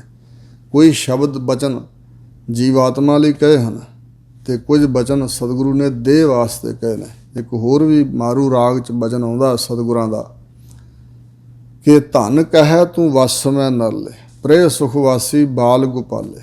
तुझे बिना हों कित ही न लेखै वचन दे जो छोड़ ना जासा है। ਉੱਥੇ ਧਨ ਜੀਵ ਇਸਤਰੀ ਜਿਹੜੀ ਕਾਇਆ ਹੈ, ਕਾਇਆ ਦੇ ਜਿਹੜੀ ਹੈ ਇਹ ਧਨ ਇਸਤਰੀ ਹੈ। ਅਤੇ ਫਿਰ ਜਿਹੜਾ ਖਸਮ ਜੀਵ ਆਤਮਾ ਅੰਦਰ ਹੰਸ ਹੈ। ਤੁਝੇ ਬਿਨਾ ਹਮ ਕਿਤੇ ਹੀ ਨਾ ਲੇਖਿਆ ਵਚਨ ਦੇ ਛੋੜ ਨਾ ਜਾਸਾ ਹੈ। ਫਿਰ ਕਹਿਆ ਹਾਂ ਹੁਕਮੀ ਬੰਦਾ। ਜੀਵ ਆਤਮਾ ਹੰਸ ਕਹਿ ਰਿਹਾ ਵੀ ਮੈਂ ਤਾਂ ਰੱਬ ਦਾ ਹੁਕਮੀ ਬੰਦਾ ਹਾਂ। ਉਹ ਭਾਰੋ ਠਾਕੁਰ ਜਿਸ ਕਾਣ ਨਾ ਛੰਦਾ। ਉਹ ਬੜਾ ਵੱਡਾ ਮਾਲਕ ਹੈ ਜਿਹਨੂੰ ਕੋਈ ਮੁਥਾਜੀ ਅਧੀਨਗੀ ਨਹੀਂ ਕਿਸੇ ਦੀ। ਜਿਚਰ ਰਾਖਿਆ ਤਿਚਰ ਤੁਮ ਸੰਗ ਰਹਿਣਾ ਜਾਂ ਸੱਦੇ ਤਾਂ ਊਠ ਸਦਾਸਾ ਹੈ। ਜੋ ਪ੍ਰੇ ਬਚਨ ਕਹੇ ਧਨ ਸਾਚੈ ਧਨ ਕਛੂ ਨ ਸਮਝੈ ਚੰਚਲ ਕਾਚੇ। ਬਹੁਰ ਬਹੁਰ ਪਿਰ ਹੀ ਸੰਗ ਮੰਗੈ ਉਹ ਬਾਤ ਜਾਨਾ ਕਰ ਹਾਸਾ ਹੈ। ਜੀਵ ਆਤਮਾ ਹੱਸਦਾ ਵੀ ਇਹ ਦੇਹ ਮੇਰੇ ਨਾਲ ਹੀ ਰਹਿਣਾ ਚਾਹੁੰਦੀ ਹੈ, ਮੇਰਾ ਸੰਗ ਸਾਥ ਲੋਚਦੀ ਆ, ਇਹ ਹੋ ਨਹੀਂ ਸਕਦਾ। ਆਈ ਆਗਿਆ ਪਿਰੋਂ ਬੁਲਾਇਆ ਨਾ ਧਨ ਪੁੱਛੀ ਨਾ ਮਤਾ ਪਕਾਇਆ। ਊਠ ਸਧਾਇਓ ਸ਼ੂਟਰ ਮਾਟੀ ਦੇਖ ਨਾਨਕ ਮਿਥਨ ਨੂੰ ਮੋਹ ਹਾਸਾ ਹੈ। ਜਦੋਂ ਆਗਿਆ ਹੋਈ ਤਾਂ ਜੀਵ ਆਤਮਾ ਚਲਾ ਹੀ ਗਿਆ। ਇੱਥੇ ਹਜ਼ੂਰ ਇੰਜ ਕਹਿ ਰਹੇ ਨੇ, ਅੰਮ੍ਰਿਤ ਕਾਇਆ ਰਹਿ ਸੁਖਾਲੀ ਬਾਜੀ ਇਹੋ ਸੰਸਾਰੋ। ਇਹ ਜਿਹੜੀ ਕਾਇਆ ਸਾਡੀ, ਇਹ ਅੰਮ੍ਰਿਤ ਆਪਣੇ ਆਪ ਨੂੰ ਅਮਰ ਸਮਝਦੀ ਹੈ ਅਤੇ ਸੁੱਖਾਂ ਦੇ ਵਿੱਚ ਰਹਿ ਕੇ ਸੁਖਾਲੀ ਰਹਿ ਕੇ ਬੜੀ ਖੁਸ਼ ਹੈ। ਪਰ ਇਹਨੂੰ ਪਤਾ ਨਹੀਂ ਬਾਜੀ ਇਹੋ ਸੰਸਾਰੋ। ਇਹ ਜਿਹੜਾ ਸੰਸਾਰ ਹੈ ਇਹ ਤਾਂ ਇੱਕ ਬਾਜੀ ਖੇਡ ਹੈ ਪਰਮਾਤਮਾ ਦੀ। ਕਹੋ ਕਬੀਰ ਬਾਜੀ ਜਗ ਭਾਈ। ਸੋ ਇਸ ਪ੍ਰਕਾਰ ਲੱਭ ਲੋਭ ਮੁਚ ਕੂੜ ਕਮਾਵਹਿ ਬਹੁਤ ਉਠਾਵਹਿ ਭਾਰੋ। ਇਹ ਕਾਇਆ ਤੂੰ ਖਾਣ ਪੀਣ ਦਾ ਲੱਭ ਅਤੇ ਪਦਾਰਥਾਂ ਨੂੰ ਜਮ੍ਹਾਂ ਕਰਨ ਦਾ ਲੋਭ ਲਾਲਚ, ਮੁੱਚ ਕੂੜ ਬਹੁਤ ਜ਼ਿਆਦਾ ਕੂੜ ਝੂਠ ਹੀ ਕਮਾਈ ਜਾਂਦੀ ਹੈ। ਦਿਨ ਰਾਤ ਝੂਠ ਦੇ ਵਰਤਾਰੇ 'ਚ ਝੂਠੇ ਕਰਮ ਕਮਾ ਰਹੀ ਹੈ। ਬਹੁਤ ਉਠਾਵਹਿ ਭਾਰੋ। ਅਤੇ ਝੂਠੇ ਕਰਮ ਕਮਾ ਕਮਾ ਕੇ ਲੱਭ ਲੋਭ ਆਦਿਕ ਦੇ ਅਧੀਨ ਹੋ ਕੇ, ਝੂਠ ਦੇ ਅਧੀਨ ਹੋ ਕੇ ਜੋ ਕਰਮ ਕਮਾਉਣੀ ਹੈ, ਉਹਨਾਂ ਕਰਮਾਂ ਦੀਆਂ ਪੰਡਾਂ ਭਾਰ ਆਪਣੇ ਸਿਰ 'ਤੇ ਤੂੰ ਉਠਾ ਰਹੀ ਹੈ। ਬਹੁਤ ਉਠਾਵਹਿ ਭਾਰੋ, ਬਹੁਤ ਜ਼ਿਆਦਾ ਭਾਰ ਚੱਕ ਰਹੀ ਹੈ। ਤੂੰ ਕਾਇਆ ਮੈਂ ਰੁਲਦੀ ਦੇਖੀ ਜਿਉਂ ਧਰ ਉੱਪਰ ਇਸ਼ਾਰੋ। ਕਿਸੇ ਮ੍ਰਿਤਕ ਨੂੰ ਵੇਖ ਕੇ ਸਤਿਗੁਰੂ ਮਹਾਰਾਜ ਸੱਚੇ ਪਾਤਸ਼ਾਹ ਉਪਦੇਸ਼ ਦੇ ਰਹੇ ਨੇ ਵੀ ਜਿਵੇਂ ਹੋਰ ਲੋਕ ਮਰੇ ਮੁਰਦਾ ਕਾਇਆ ਜਿਹੜੀਆਂ ਰੁਲਦੀਆਂ ਫਿਰਦੀਆਂ। ਤੂੰ ਕਾਇਆ ਮੈਂ ਰੁਲਦੀ ਦੇਖੀ। ਇਹ ਕਾਇਆ ਇਸ ਦੇ ਮੈਂ ਤੈਨੂੰ ਰੁਲਦੀ ਹੋਈ ਵੇਖਿਆ ਜਿਉਂ ਧਰ ਉੱਪਰ ਇਸ਼ਾਰੋ। ਜਿਵੇਂ ਧਰਤੀ ਦੇ ਉੱਪਰ ਮਿੱਟੀ ਖਾਕ ਲੋਕਾਂ ਦੇ ਪੈਰਾਂ ਥੱਲੇ, ਪਸ਼ੂਆਂ ਜਾਨਵਰਾਂ ਦੇ ਪੈਰਾਂ ਥੱਲੇ, ਸਭ ਮਨੁੱਖ ਇਸਤਰੀਆਂ ਦੇ ਪੈਰਾਂ ਥੱਲੇ ਰੁਲਦੀ ਫਿਰਦੀ। ਜਿਵੇਂ ਧਰਤੀ 'ਤੇ ਛਾਰ ਖਾਕ ਮਿੱਟੀ ਰੁਲਦੀ ਹੈ, ਇਸ ਤਰ੍ਹਾਂ ਤੂੰ ਵੀ ਰੁਲਦੀ ਹੋਈ ਮੈਂ ਵੇਖੀ ਹੈ। ਸੁਣ ਸੁਣ ਸਿੱਖ ਹਮਾਰੀ। ਇਹ ਕਾਇਆ ਕੰਨ ਦੇ ਕੇ ਚੰਗੀ ਤਰ੍ਹਾਂ ਮੇਰੀ ਸਿੱਖਿਆ ਨੂੰ ਸੁਣ। ਸੁਕ੍ਰਿਤ ਕੀਤਾ ਰਹੱਸੀ ਮੇਰੇ ਜੀੜੇ। ਇੱਥੇ ਜੀਵ ਆਤਮਾ ਨੂੰ ਕਹਿ ਰਹੇ ਨੇ, ਹੈ ਮੇਰੀ ਜਿੰਦੇ ਸੁਕ੍ਰਿਤ ਸ੍ਰੇਸ਼ਟ ਕਿਰਤ, ਸੁਕ੍ਰਿਤ ਪੁੰਨ ਆਦਿਕ। ਸੁਕ੍ਰਿਤ ਸਤਿਗੁਰੂ ਨੇ ਜਿਹੜਾ ਸਾਨੂੰ ਦੱਸਿਆ, ਸੁਕ੍ਰਿਤ ਕਰਨੀ ਸਾਰ ਜਪ ਮਾਲੀ ਹਿਰਦਾ ਫੇਰ ਚੱਲੇ ਤੁਧ ਨਾਲੀ। ਸਭ ਤੋਂ ਸ੍ਰੇਸ਼ਟ ਕਿਰਤ ਕਰਨੀ ਕਿਹੜੀ ਹੈ? ਜੋ ਵਾਹਿਗੁਰੂ ਦੇ ਨਾਮ ਸਿਮਰਨ ਦੀ ਮਾਲਾ ਫੇਰਨੀ, ਰੱਬ ਦਾ ਨਾਮ ਜਿਹੜਾ ਜਪਣਾ ਹੈ। ਸੁਕ੍ਰਿਤ ਕੀਤਾ ਰਹੱਸੀ ਮੇਰੇ ਜੀੜੇ। ਹੈ ਮੇਰੇ ਜੀੜੇ, ਮੇਰੇ ਜੀਵ, ਮੇਰੀ ਜਿੰਦ, ਹੈ ਮੇਰੇ ਮਨ, ਸ੍ਰੇਸ਼ਟ ਕਿਰਤ ਕੀਤਾ ਹੋਇਆ, ਕਰਮ ਕੀਤਾ ਹੋਇਆ ਰਵੇਗਾ ਤੇਰੇ ਨਾਲ, ਬੌੜ ਨਾ ਆਵੇ ਵਾਰੀ। ਇਸ ਮਨੁੱਖਾ ਜਨਮ ਦੇ ਅੰਦਰ ਹੀ ਜੇ ਤੂੰ ਸੁਕ੍ਰਿਤ ਕਰ ਲਿਆ ਸ੍ਰੇਸ਼ਟ, ਅਨ ਦਿਨ ਊਠਤ ਬੈ ਸੋਵਤ ਹਰ ਹਰ ਧਿਆਈ, ਅਨ ਦਿਨ ਸੁਕ੍ਰਿਤ ਕਰੀ ਹੈ। ਇਹ ਜਿਹੜਾ ਸੁਕ੍ਰਿਤ ਹੈ ਨਾ, ਇਹ ਤੇਰੇ ਨਾਲ ਰਹੇਗਾ ਅਤੇ ਇਹ ਕਰਮ ਕਮਾਉਣ ਦੀ ਫਿਰ ਦੁਬਾਰਾ ਵਾਰੀ ਨਹੀਂ ਆਏਗੀ। ਕਿਉਂਕਿ ਭਈ ਪ੍ਰਾਪਤ ਮਾਨੁਖ ਦੇਹੁਰੀਆ, ਗੋਬਿੰਦ ਮਿਲਣ ਕੀ ਇਹ ਤੇਰੀ ਬਰੀਆ। ਅਵਰ ਕਾਜ ਤੇਰਾ ਕਿਤੈ ਨਾ ਕਾਮ, ਮਿਲ ਸਾਧ ਸੰਗਤ ਭਜ ਕੇਵਲ ਨਾਮ। ਇਹ ਤਾਂ ਮਨੁੱਖਾ ਦੇ 'ਚ ਹੀ ਹੋ ਸਕਦਾ। ਰਹਾਉ ਹਉ ਤੁਧ ਆਖਾਂ ਮੇਰੀ ਕਾਇਆ, ਤੂੰ ਸੁਣ ਸਿੱਖ ਹਮਾਰੀ। ਮੈਂ ਤੈਨੂੰ ਆਖਦਾ ਹਾਂ, ਹੈ ਮੇਰੀ ਕਾਇਆ, ਮੇਰੀ ਦੇਹੀ, ਮੇਰੇ ਸਰੀਰ, ਤੂੰ ਮੇਰੀ ਸਿੱਖਿਆ ਸੁਣ ਧਿਆਨ ਦੇ ਕੇ। ਨਿੰਦਾ ਚਿੰਦਾ ਕਰਹਿ ਪਰਾਈ। ਪਰਾਈ ਤੂੰ ਨਿੰਦਿਆ ਕਰਦੀ ਹੈ ਇਹ ਕਾਇਆ। ਚਿੰਦਾ ਦਾ ਅਰਥ ਉਸਤਤ ਵੀ ਕੀਤਾ ਹੈ, ਚਿੰਤਾ ਕਰਨੀ ਹੋਰਨਾਂ ਬਾਰੇ, ਅਤੇ ਚਿੰਦਾ ਸੋ ਜਿਹੜੀ ਹੋਰਨਾਂ ਦੀ ਉਸਤਤ ਕਰਨੀ ਹੈ। ਇਹ ਜਿਹੜੀ ਲੋਕਾਂ ਦੀ ਨਿੰਦਿਆ ਬਦਖੋਈ ਜਾਂ ਉਸਤਤ ਕਰਦਿਆਂ ਪਰਾਈ, ਝੂਠੀ ਲਾਏ ਇਤਬਾਰੀ ਅਤੇ ਝੂਠੀ ਲਾ ਇਤਬਾਰੀ, ਚੁਗਲੀ, ਝੂਠੀਆਂ ਚੁਗਲੀਆਂ ਜਿਹੜੀਆਂ ਲਾਉਣੀਆਂ, ਕੰਮ ਵਿਗਾੜਨੇ ਲੋਕਾਂ ਦੇ।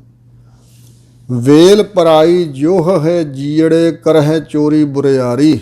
ਹੁਣ ਇੱਥੇ ਫਿਰ ਜੀੜੇ ਜੀਵਾਤਮਾ ਜਿੰਦ ਨੂੰ ਕਹਿੰਦੇ ਨੇ ਜਾਂ ਮਨ ਨੂੰ ਕਹਿੰਦੇ ਨੇ ਕਿ ਪਰਾਈਆਂ ਵੇਲਾਂ ਜੋ ਹੋਏ ਵੇਖਦਾ, ਭਾਵ ਬਗਾਨੇ ਸਰੀਰ ਬਗਾਨੀਆਂ ਔਰਤਾਂ ਨੂੰ ਤੱਕਦਾ ਤੇ ਕਰਦਾ ਚੋਰੀ ਤੇ ਬੁਰਿਆਰੀ, ਯਾਨੀ ਬੁਰਿਆਈ ਬੁਰੇ ਕਰਮ ਤੇ ਚੋਰੀਆਂ ਕਰਦਾ, ਲੋਕਾਂ ਦੀਆਂ ਅੱਖਾਂ ਤੋਂ ਛਪਾ ਛਪਾ ਕੇ ਮੰਦ ਕਰਮ ਕਰਦਾ। ਹੰਸ ਚੱਲਿਆ ਤੂੰ ਪਿੱਛੇ ਰਹੀ ਹੈ ਛੁੱਟੜ ਹੋਈ ਹੈ ਨਾਰੀ। ਫਿਰ ਕਾਇਆ ਨੂੰ ਕਹਿ ਰਹੇ ਕਿ ਹੰਸ ਜੀਵ ਆਤਮਾ ਜਦੋਂ ਚੱਲਿਆ ਨਿਕਲ ਕੇ ਤੈਨੂੰ ਛੱਡ ਕੇ ਤੂੰ ਪਿੱਛੇ ਰਹਿ ਗਈਓ, ਤੇ ਜਿਵੇਂ ਨਾਰੀ ਇਸਤਰੀ ਕੋਈ ਪਤੀ ਦਾ ਸਾਥ ਛੁੱਟ ਜਾਏ ਤੇ ਛੁੱਟੜ ਹੋ ਜਾਂਦੀ ਹੈ, ਤਿਆਗੀ ਹੋਈ ਇਸਤਰੀ, ਉਹਦੇ ਵਰਗੀ ਹੈ ਕਾਇਆ ਤੂੰ ਰਹਿ ਜਾਏਗੀ। ਜਦੋਂ ਤੱਕ ਹੰਸ ਜੀਵ ਆਤਮਾ ਤੇਰੇ 'ਚ ਵਸਦਾ, ਉਦੋਂ ਤੇਰਾ ਜਿਚਰ ਵਸਿਆ ਕੰਤ ਕਰ ਜੀਓ ਜੀਓ ਸਭ ਕਹਾਤ, ਜਾਂ ਉੱਠੀ ਚਲਸੀ ਕੰਤੜਾ ਤਾਂ ਕੋਈ ਨਾ ਪੁੱਛਿਆ ਤੇਰੀ ਬਾਤ। ਜਦੋਂ ਕੰਤ ਤੈਨੂੰ ਛੱਡ ਕੇ ਚਲਾ ਗਿਆ, ਤੇਰੀ ਬਾਤ ਨਹੀਂ ਕਿਸ ਨੇ ਪੁੱਛਣੀ। ਤੂੰ ਕਾਇਆ ਰਹੀ ਹੈ ਸੁਪਨੰਤਰ ਤੁਧ ਕਿਆ ਕਰਮ ਕਮਾਇਆ। ਹੇ ਮੇਰੀ ਕਾਇਆ ਦੇਈ, ਭਾਵ ਉਪਦੇਸ਼ ਤਾਂ ਮੈਨੂੰ ਹੀ ਹੈ ਭਈ ਤੂੰ ਸੁਪਨਾ ਜਿਹੜਾ ਸੰਸਾਰ ਸੀ ਨਾ, ਸੁਪਨਰੀ ਸੰਸਾਰ ਮਿਥਨੀ ਵਿਸਥਾਰ ਸਖੀ ਕਾਏ ਮੋਹਿ ਮੋਹਿਲੀ ਪ੍ਰੇ ਪ੍ਰੀਤ ਹਿਰਦੈ ਮੇਲ। ਇਹ ਸੁਪਨੰਤਰ ਸੁਪਨੇ ਦੀ ਨਿਆਈ ਜਿਹੜਾ ਸੰਸਾਰ ਸੀ, ਤੂੰ ਇਹਦੇ ਵਿੱਚ ਹੀ ਰਹੀ, ਖਚਤ ਹੋਈ ਰਹੀ। ਤੁਧ ਕਿਆ ਕਰਮ ਕਮਾਇਆ, ਤੂੰ ਕੀ ਕਰਮ ਕਮਾਇਆ ਅਗਲੇ ਜਹਾਨ ਵਾਸਤੇ? ਕੁਛ ਵੀ ਨਹੀਂ ਕੀਤਾ। ਕਰ ਚੋਰੀ ਮੈਂ ਜਾਂ ਕਿਛ ਲੀਆ ਤਾਂ ਮਨ ਭਲਾ ਪਾਇਆ। ਜੀਵ ਆਤਮਾ ਵੱਲੋਂ ਬਚਨਾ ਵੀ ਮੈਂ ਚੋਰੀਆਂ ਕਰਦਾ ਰਿਹਾ, ਤੇ ਚੋਰੀ ਕਰ ਕਰਕੇ ਜੋ ਕੁਛ ਮੈਂ ਲਿਆ ਖੱਟਿਆ, ਚੋਰੀ ਕਰਕੇ ਜੋ ਕੁਛ ਪਦਾਰਥ ਲਿਆਂਦਾ, ਤੇ ਤੂੰ ਵੀ ਮੈਨੂੰ ਰੋਕਿਆ ਨਾ। ਤੂੰ ਮਨ ਵਿੱਚ ਬੜਾ ਭਲਾ ਪਾਇਆ, ਚੰਗਾ ਲੱਗਾ ਤੈਨੂੰ, ਭਲਾ ਚੰਗਾ ਲੱਗਾ ਤੈਨੂੰ ਜੋ ਕੁਛ ਵੀ ਮੈਂ ਕਰਕੇ ਲਿਆਇਆ ਚੋਰੀਆਂ। ਹਲਤ ਨਾ ਸੋਭਾ ਪਲਤ ਨਾ ਢੋਈ ਅਹਿਲਾ ਜਨਮ ਗਵਾਇਆ। ਹਲਤ ਇਸ ਦੁਨੀਆ ਵਿੱਚ ਵੀ ਸੋਭਾ ਨਾ ਹੋਈ, ਪਲਤ ਪਰਲੋਕ ਵਿੱਚ ਵੀ ਢੋਈ ਆਸਰਾ ਨਾ ਮਿਲਿਆ। ਅਹਿਲਾ ਉੱਤਮ, ਅਹਿਲਾ ਜਨਮ ਉੱਤਮ ਜਨਮ ਮਨੁੱਖਾ ਜਨਮ ਤੂੰ ਗਵਾ ਲਿਆ ਕੌਡੀਆਂ ਦੇ ਭਾ, ਵਿਸ਼ਿਆਂ ਵਿਕਾਰਾਂ ਦੇ ਜੂਏ ਵਿੱਚ ਗਵਾ ਲਿਆ, ਰੋਲ ਦਿੱਤਾ। ਹੀਰੇ ਜੈਸਾ ਜਨਮ ਹੈ ਕੌਡੀ ਬਦਲਿਆ ਜਾਏ, ਐਸੀ ਹਾਲਤ ਹੋਈ। ਕਬੀਰ ਮਾਨਸ ਜਨਮ ਦੁਲੰਭ ਹੈ ਹੋਏ ਨਾ ਬਾਰੈ ਬਾਰ, ਜਿਉ ਬਨ ਫਲ ਪਾ ਕੇ ਭੋਏ ਗਿਰਹਿ ਬਹੁਰ ਨ ਲਾਗਿਆ ਡਾਰ। ਮਾਨਸ ਜਨਮ ਦੁਲੰਭ ਗੁਰਮੁਖ ਪਾਇਆ, ਮਨ ਤਨ ਹੋਏ ਚੁਲੰਭ ਜੇ ਸਤਿਗੁਰ ਪਾਇਆ। ਗੁਰਮੁਖਾਂ ਨੂੰ ਪਤਾ ਲੱਗਾ ਵੀ ਮਨੁੱਖਾ ਜਨਮ ਬੜਾ ਦੁਰਲੱਭ ਹੈ, ਨਹੀਂ ਤਾਂ ਅਸੀਂ ਇਹਦੀ ਕਦਰ ਨਹੀਂ ਜਾਣੀ। ਹਉ ਖਰੀ ਦੁਹੇਲੀ ਹੋਈ ਬਾਬਾ ਨਾਨਕ, ਮੇਰੀ ਬਾਤ ਨਾ ਪੁੱਛਿਆ ਕੋਈ। ਸਤਿਗੁਰੂ ਨਾਨਕ ਦੇਵ ਮਹਾਰਾਜ ਕਹਿੰਦੇ ਨੇ ਭਈ ਇਹ ਕਹਿ ਰਹੀ ਹੈ ਜੀਵ ਆਤਮਾ ਜਾਂ ਦੇਈ ਕਿ ਮੈਂ ਖਰੀ ਬਹੁਤੀ ਚੰਗੀ ਤਰ੍ਹਾਂ ਦੁਹੇਲੀ ਦੁਖੀ ਹੋਈ ਹੈ ਬਾਬਾ, ਮੇਰੀ ਬਾਤ ਨਾ ਪੁੱਛਿਆ ਕੋਈ, ਮੇਰੀ ਹੁਣ ਗੱਲ ਕੋਈ ਨਹੀਂ ਪੁੱਛਦਾ। ਭਾਵ ਜਦੋਂ ਹੰਸ ਜੀਵ ਆਤਮਾ ਵਿੱਚੋਂ ਡਾਰੀ ਮਾਰ ਗਿਆ ਨਾ ਦੇਈ ਦੇ, ਤੇ ਫਿਰ ਇਹ ਕਾਇਆ ਦੁਹੇਲੀ ਦੁਖੀ ਹੋਈ ਰੋਂਦੀ ਹੈ ਵੀ ਹੁਣ ਮੇਰੀ ਬਾਤ ਕੋਈ ਨਹੀਂ ਪੁੱਛਦਾ। ਉਸੇ ਵੇਲੇ ਸਾਰੇ ਸੰਬੰਧੀ ਕਹਿੰਦੇ ਨੇ ਘਰੋਂ ਕੱਢ ਦਿਓ ਉਸ ਦੇਈ ਨੂੰ, ਇਹ ਹੁਣ ਪ੍ਰੇਤ ਹੈ, ਇਹਨੂੰ ਇੱਥੇ ਰੱਖ ਕੇ ਕੀ ਕਰਨਾ, ਅਪਵਿੱਤਰ ਹੈ। ਤਾਜੀ ਤੁਰਕੀ ਸੋਇਨਾ ਰੂਪਾ ਕੱਪੜ ਕੇਰੇ ਭਾਰਾ, ਇਹ ਸਾਰਾ ਕੁਝ ਹੰਡਾਉਂਦੀ ਤਾਂ ਕਾਇਆ ਹੀ ਆ ਨਾ, ਸਰੀਰ ਆ ਸਾਡੇ ਨਾਲ, ਤੇ ਤਾਂ ਅਸੀਂ ਇਹ ਮੌਜਾਂ ਮਾਣਦੇ ਹਾਂ। ਮਹਾਰਾਜ ਦੱਸ ਰਹੇ ਨੇ ਤਾਜੀ, ਤਾਜੀ ਦਾ ਅਰਥ ਹੈ ਘੋੜੇ, ਤੁਰਕੀ, ਤੁਰਕ ਦੇਸ਼ ਦੇ ਘੋੜੇ ਬੜੇ ਮਸ਼ਹੂਰ ਨੇ, ਅਬਲਕ ਘੋੜੇ। ਤੇ ਸੋਇਨਾ ਰੂਪਾ, ਸੋਨਾ ਤੇ ਰੂਪਾ ਚਾਂਦੀ, ਤੇ ਕੱਪੜ ਕੇਰੇ ਭਾਰਾ, ਕੱਪੜਿਆਂ ਆਦਿਕਾਂ ਦੇ ਭਾਰ ਪੰਡਾਂ ਬੰਨ ਰੱਖਦਾ ਮਨੁੱਖ ਜਮ੍ਹਾਂ ਕਰ ਕਰਕੇ। ਇਸ ਦੇਈ ਵਾਸਤੇ ਹੀ ਹੈ ਨਾ, ਦੇਈ ਸਵਾਰ ਹੁੰਦੀ ਹੈ ਘੋੜਿਆਂ ਹਾਥੀਆਂ ਤੇ ਸੋਨਾ ਰੂਪਾ, ਸੋਨਾ ਪਹਿਨਦਾ ਮਨੁੱਖ ਗਹਿਣੇ ਬਣਾ ਕੇ, ਰੂਪਾ ਚਾਂਦੀ ਆਦਿਕ ਦੇ ਪੁਰਾਣੇ ਸਮੇਂ ਰੁਪਈਏ ਹੁੰਦੇ ਸੀ। ਕੱਪੜ ਕੇਰੇ ਭਾਰਾ, ਤੇ ਕੱਪੜੇ ਮਖਮਲੀ ਜਰੀਦਾਰ ਵੰਨ ਸਵੰਨੇ, ਇਹ ਪੰਡਾਂ ਬੰਨ ਰੱਖਦਾ ਜੀ। ਤੇ ਹਜ਼ੂਰ ਕਹਿੰਦੇ ਨੇ ਇਹ ਖਿਆਲ ਹੀ ਨਹੀਂ ਪਈ ਕਿਸ ਹੀ ਨਾਲ ਨਾ ਚੱਲੇ ਨਾਨਕ ਝੜ ਝੜ ਪਏ ਗਵਾਰਾ। ਕਿਸੇ ਦੇ ਨਾਲ ਵੀ ਇਹ ਕੁਛ ਚੱਲਿਆ ਨਾ ਚਾਂਦੀ ਨਾ ਸੋਨਾ ਨਾ ਹਾਥੀ ਘੋੜੇ, ਕਿਸੇ ਦੇ ਨਾਲ ਵੀ ਇਹ ਚੱਲੇ ਨਹੀਂ ਹਨ ਜਦੋਂ ਕੋਈ ਪਰਲੋਕ ਨੂੰ ਗਿਆ। ਇਸ ਕਰਕੇ ਝੜ ਝੜ ਕੇ ਪਏ ਇਸ ਧਰਤੀ ਤੇ ਗਵਾਰ ਲੋਕ ਮੂਰਖ, ਕੁਛ ਵੀ ਨਾਲ ਨਾ ਗਿਆ। ਪੂਜਾ ਮੇਵਾ ਮੈਂ ਸਭ ਕੁਛ ਚਾਖਿਆ, ਇੱਕ ਅੰਮ੍ਰਿਤ ਨਾਮ ਤੁਮਾਰਾ। ਸਤਿਗੁਰੂ ਜੀ ਕਹਿੰਦੇ ਨੇ ਇਸ ਸਰੀਰ ਦੁਆਰਾ ਪੂਜਾ ਮਿਸ਼ਰੀ ਤੇ ਮੇਵੇ ਵੰਨ ਸਵੰਨੇ ਫਲ ਫਰੂਟ ਜਿਹਨਾਂ ਨੂੰ ਅਸੀਂ ਕਹਿੰਦੇ ਹਾਂ, ਇਹ ਸਭ ਕੁਝ ਮੈਂ ਚਖਿਆ ਹੈ, ਚੰਗਾ ਸਵਾਦੀ ਲੱਗਦਾ ਜਿਹੜਾ, ਪਰ ਇਹ ਕੁਛ ਵੀ ਨਹੀਂ ਹੈ। ਚਖਿਆ ਤਾਂ ਸਭ ਕੁਛ ਹੈ, ਚਖ ਕੇ ਖਾ ਪੀ ਕੇ ਵੇਖਿਆ ਸਾਰਾ ਕੁਝ, ਪਰ ਇੱਕ ਅੰਮ੍ਰਿਤ ਨਾਮ ਤੁਮਾਰਾ। ਹੇ ਵਾਹਿਗੁਰੂ, ਨਿਚੋੜ ਇਹ ਕੱਢਿਆ ਕਿ ਤੇਰਾ ਜਿਹੜਾ ਨਾਮ ਹੈ ਉਹੀ ਅੰਮ੍ਰਿਤ ਹੈ, ਮਿੱਠਾ ਹੈ, ਉਹਦੇ ਵਰਗਾ ਹੋਰ ਕੁਛ ਨਹੀਂ। ਆਤਮਿਕ ਮੌਤ ਨੂੰ ਦੂਰ ਕਰਨ ਵਾਲਾ, ਖਤਮ ਕਰਨ ਵਾਲਾ, ਆਤਮਿਕ ਜੀਵਨ ਦੇਣ ਵਾਲਾ ਇੱਕ ਤੇਰਾ ਨਾਮ ਹੀ ਹੈ। ਇਹ ਚੀਜ਼ਾਂ ਕੁਛ ਨਹੀਂ ਹਨ। ਦੇ ਦੇ ਨੀਮ ਦੀਵਾਲ ਉਸਾਰੀ, ਭਸਮੰਦਰ ਕੀ ਢੇਰੀ। ਦੇ ਦੇ ਨੀਮ, ਨੀਹਾਂ ਡੂੰਘੀਆਂ ਪੁੱਟ ਪੁੱਟ ਕੇ ਦੀਵਾਲ ਕੰਧਾਂ ਉਸਾਰ ਲਈਆਂ ਮਨੁੱਖ ਨੇ। ਭਸਮੰਦਰ ਕੀ ਢੇਰੀ, ਜਿਵੇਂ ਭਸਮ ਦਾ ਮੰਦਰ ਹੋਵੇ ਤੇ ਉਹਦੀ ਢੇਰੀ ਬਣ ਜਾਏ। ਭਸਮ ਸਵਾਹ ਦਾ ਮੰਦਰ ਤੇ ਉਹਦੀ ਢੇਰੀ ਬਣ ਜੇ। ਸਵਾਹ ਦਾ ਕੋਈ ਮਕਾਨ ਬਣਾ ਦਈਏ, ਫਿਰ ਉਹ ਡਿੱਗ ਪਏ ਤੇ ਢੇਰੀ ਬਣੀ ਹੋਈ ਹੋਵੇ। ਇੰਝ ਹੀ ਹਜ਼ੂਰ ਕਹਿੰਦੇ, ਹੋਰ ਕੁਛ ਵੀ ਨਹੀਂ। ਸੰਚੇ ਸੰਚ ਨਾ ਦੇ ਕਿਸ ਹੀ, ਮਨੁੱਖ ਸੰਚੇ ਜਮ੍ਹਾਂ ਕਰਦਾ ਹੈ। ਸੰਚ ਕੇ ਆਪਣੇ ਕੋਲ ਜਮ੍ਹਾਂ ਕਰੀ ਜਾਂਦਾ, ਇਕੱਠਾ ਕਰੀ ਜਾਂਦਾ ਧਨ, ਤੇ ਦਿੰਦਾ ਨਹੀਂ ਕਿਸੇ ਨੂੰ, ਕੰਜੂਸ ਬਣ ਗਿਆ। ਜਦੋਂ ਕਾਰੂ ਦੇ ਬਾਦਸ਼ਾਹ ਦੇ ਕੋਲ ਸਤਿਗੁਰੂ ਜੀ ਗਏ ਸਨ, ਉੱਥੇ ਜੋ ਸਿੱਖਿਆ ਦਿੱਤੀ ਸੀ ਉਹਨੂੰ ਨਸੀਹਤਨਾਮਾ ਕਿਹਾ ਜਾਂਦਾ। ਸਤਿਗੁਰਾਂ ਦੀ ਮੁੱਖ ਵਾਕ ਬਾਣੀ ਨਹੀਂ ਮੰਨੀ ਜਾ ਸਕਦੀ, ਕਿਉਂਕਿ ਗੁਰੂ ਗ੍ਰੰਥ ਸਾਹਿਬ ਮਹਾਰਾਜ ਦੇ ਪਾਵਨ ਸਰੂਪ ਵਿੱਚ ਨਹੀਂ, ਪਰ ਜਨਮ ਸਾਖੀ 'ਚ ਬਚਨ ਲਿਖੇ ਹੋਏ ਨੇ। ਹਜ਼ੂਰ ਕਹਿੰਦੇ ਨੇ, ਦਮੜਾ ਤਿਸੀ ਕਾ ਜੋ ਖਰਚੈ ਵੈ ਖਾਏ, ਦੇਵੈ ਦੁਲਾਵੈ ਰਜਾਵੈ ਖੁਲਾਏ, ਹੋਤਾ ਨਾ ਰਾਖੈ ਅਕੇਲਾ ਨਾ ਖਾਏ, ਤਹਿਕੀਕ ਦਿਲਦਾਨੀ ਵਹੀ ਪਿਸ਼ਤ ਜਾਏ। ਸੋ ਇਸ ਪ੍ਰਕਾਰ ਜਿਹੜਾ ਜਮ੍ਹਾਂ ਹੀ ਕਰੀ ਜਾਂਦਾ ਤੇ ਕਿਸੇ ਨੂੰ ਵੀ ਹੱਥੋਂ ਨਹੀਂ ਦਿੰਦਾ, ਕਿਤੇ ਭਲੇ ਅਰਥ ਨਹੀਂ ਵਰਤਦਾ, ਕਿਸੇ ਤੇ ਦਇਆ ਨਹੀਂ ਕਰਦਾ। ਹਜ਼ੂਰ ਕਹਿੰਦੇ ਨੇ, ਸੰਚੇ ਸੰਚ, ਇਕੱਠੀ ਕਰੀ ਜਾਂਦਾ, ਨਾ ਦੇਈ ਕਿਸੇ ਨੂੰ ਕੌਡੀ ਨਹੀਂ ਦਿੰਦਾ। ਅੰਧ ਜਾਣੈ ਸਭ ਮੇਰੀ, ਅੰਧ ਅੰਨਾ ਅਗਿਆਨੀ ਜੀਵ ਇਸ ਜਮ੍ਹਾਂ ਕੀਤੀ ਪੂੰਜੀ ਨੂੰ ਜਾਣਦਾ, ਇਹ ਸਾਰੀ ਮੇਰੀ ਹੈ। ਨਹੀਂ ਤਨ ਧਨ ਕਲਤ ਨਾ ਸਾਥ, ਨਾ ਤਨ ਨਾ ਇਸਤਰੀ ਨਾ ਧਨ ਜਮ੍ਹਾਂ ਕੀਤਾ, ਸਾਥ ਥੋੜ੍ਹਾ ਜਾਣਾ। ਇੱਥੇ ਵਰਤੋਂ ਵਿਹਾਰ ਵਾਸਤੇ ਹੀ ਹੈ। ਸੋਇਨ ਲੰਕਾ ਸੋਇਨ ਮਾੜੀ, ਸੰਪੈ ਕਿਸੇ ਨਾ ਕੇਰੀ। ਮਹਾਰਾਜ ਕਹਿੰਦੇ ਸੋਨੇ ਦੀ ਲੰਕਾ ਸੀ, ਲੰਕਾ ਗੜ ਸੋਇਨਾ ਕਾ ਭਇਆ, ਮੂਰਖ ਰਾਵਣ ਕਿਆ ਲੈ ਗਿਆ। ਮਾੜੀਆਂ ਉਹਦੇ ਮਹੱਲ ਜਿਹੜੇ ਸੀ ਵਸਣ ਵਾਸਤੇ, ਉੱਥੇ ਵੀ ਸੋਨਾ ਲੱਗਾ ਹੋਇਆ ਸੀ। ਸੰਪਤੀ ਜਾਇਦਾਦ ਬੜੀ ਸੀ ਰਾਵਣ ਦੀ, ਪਰ ਉਹ ਕਿਸੇ ਦੀ ਨਾ ਹੋਈ, ਕਿਸੇ ਨਾ ਕਿ ਰਾਵਣ ਵਰਗਿਆਂ ਦੀ ਨਹੀਂ ਹੋਈ, ਤੇ ਤੂੰ ਕਾਹਦਾ ਵਿਚਾਰਾਂ ਵੀ ਤੇਰੀ ਹੋ ਜਾਏਗੀ। ਸੰਪੈ ਜਾਇਦਾਦ ਕਿਸੇ ਦੀ ਨਹੀਂ ਹੈ, ਰਾਵਣ ਵਰਗਿਆਂ ਦਾ ਕੁਛ ਨਹੀਂ, ਤੇ ਤੇਰਾ ਕਿਵੇਂ।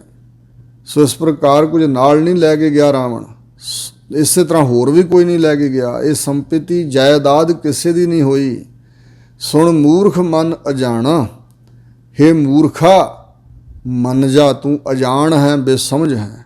ਹੇ ਮੂਰਖ ਮਨ ਅਜਾਣ ਬੇਸਮਝ, ਸੁਣ ਹੋਗ ਤਿਸੈ ਕਾ ਭਾਣਾ, ਤਿਸ ਪਰਮਾਤਮਾ ਦਾ ਭਾਣਾ ਹੀ ਹੋਵੇਗਾ ਜੋ ਕੁਛ ਹੋਵੇਗਾ, ਉਹਦੀ ਰਜਾ ਵਿੱਚ ਹੀ ਹੋਣਾ। ਜੋ ਕੁਛ ਪਿੱਛੇ ਹੁੰਦਾ ਸੀ ਹੁਣ ਹੁੰਦਾ, ਅੱਗੇ ਨੂੰ ਹੋਵੇਗਾ।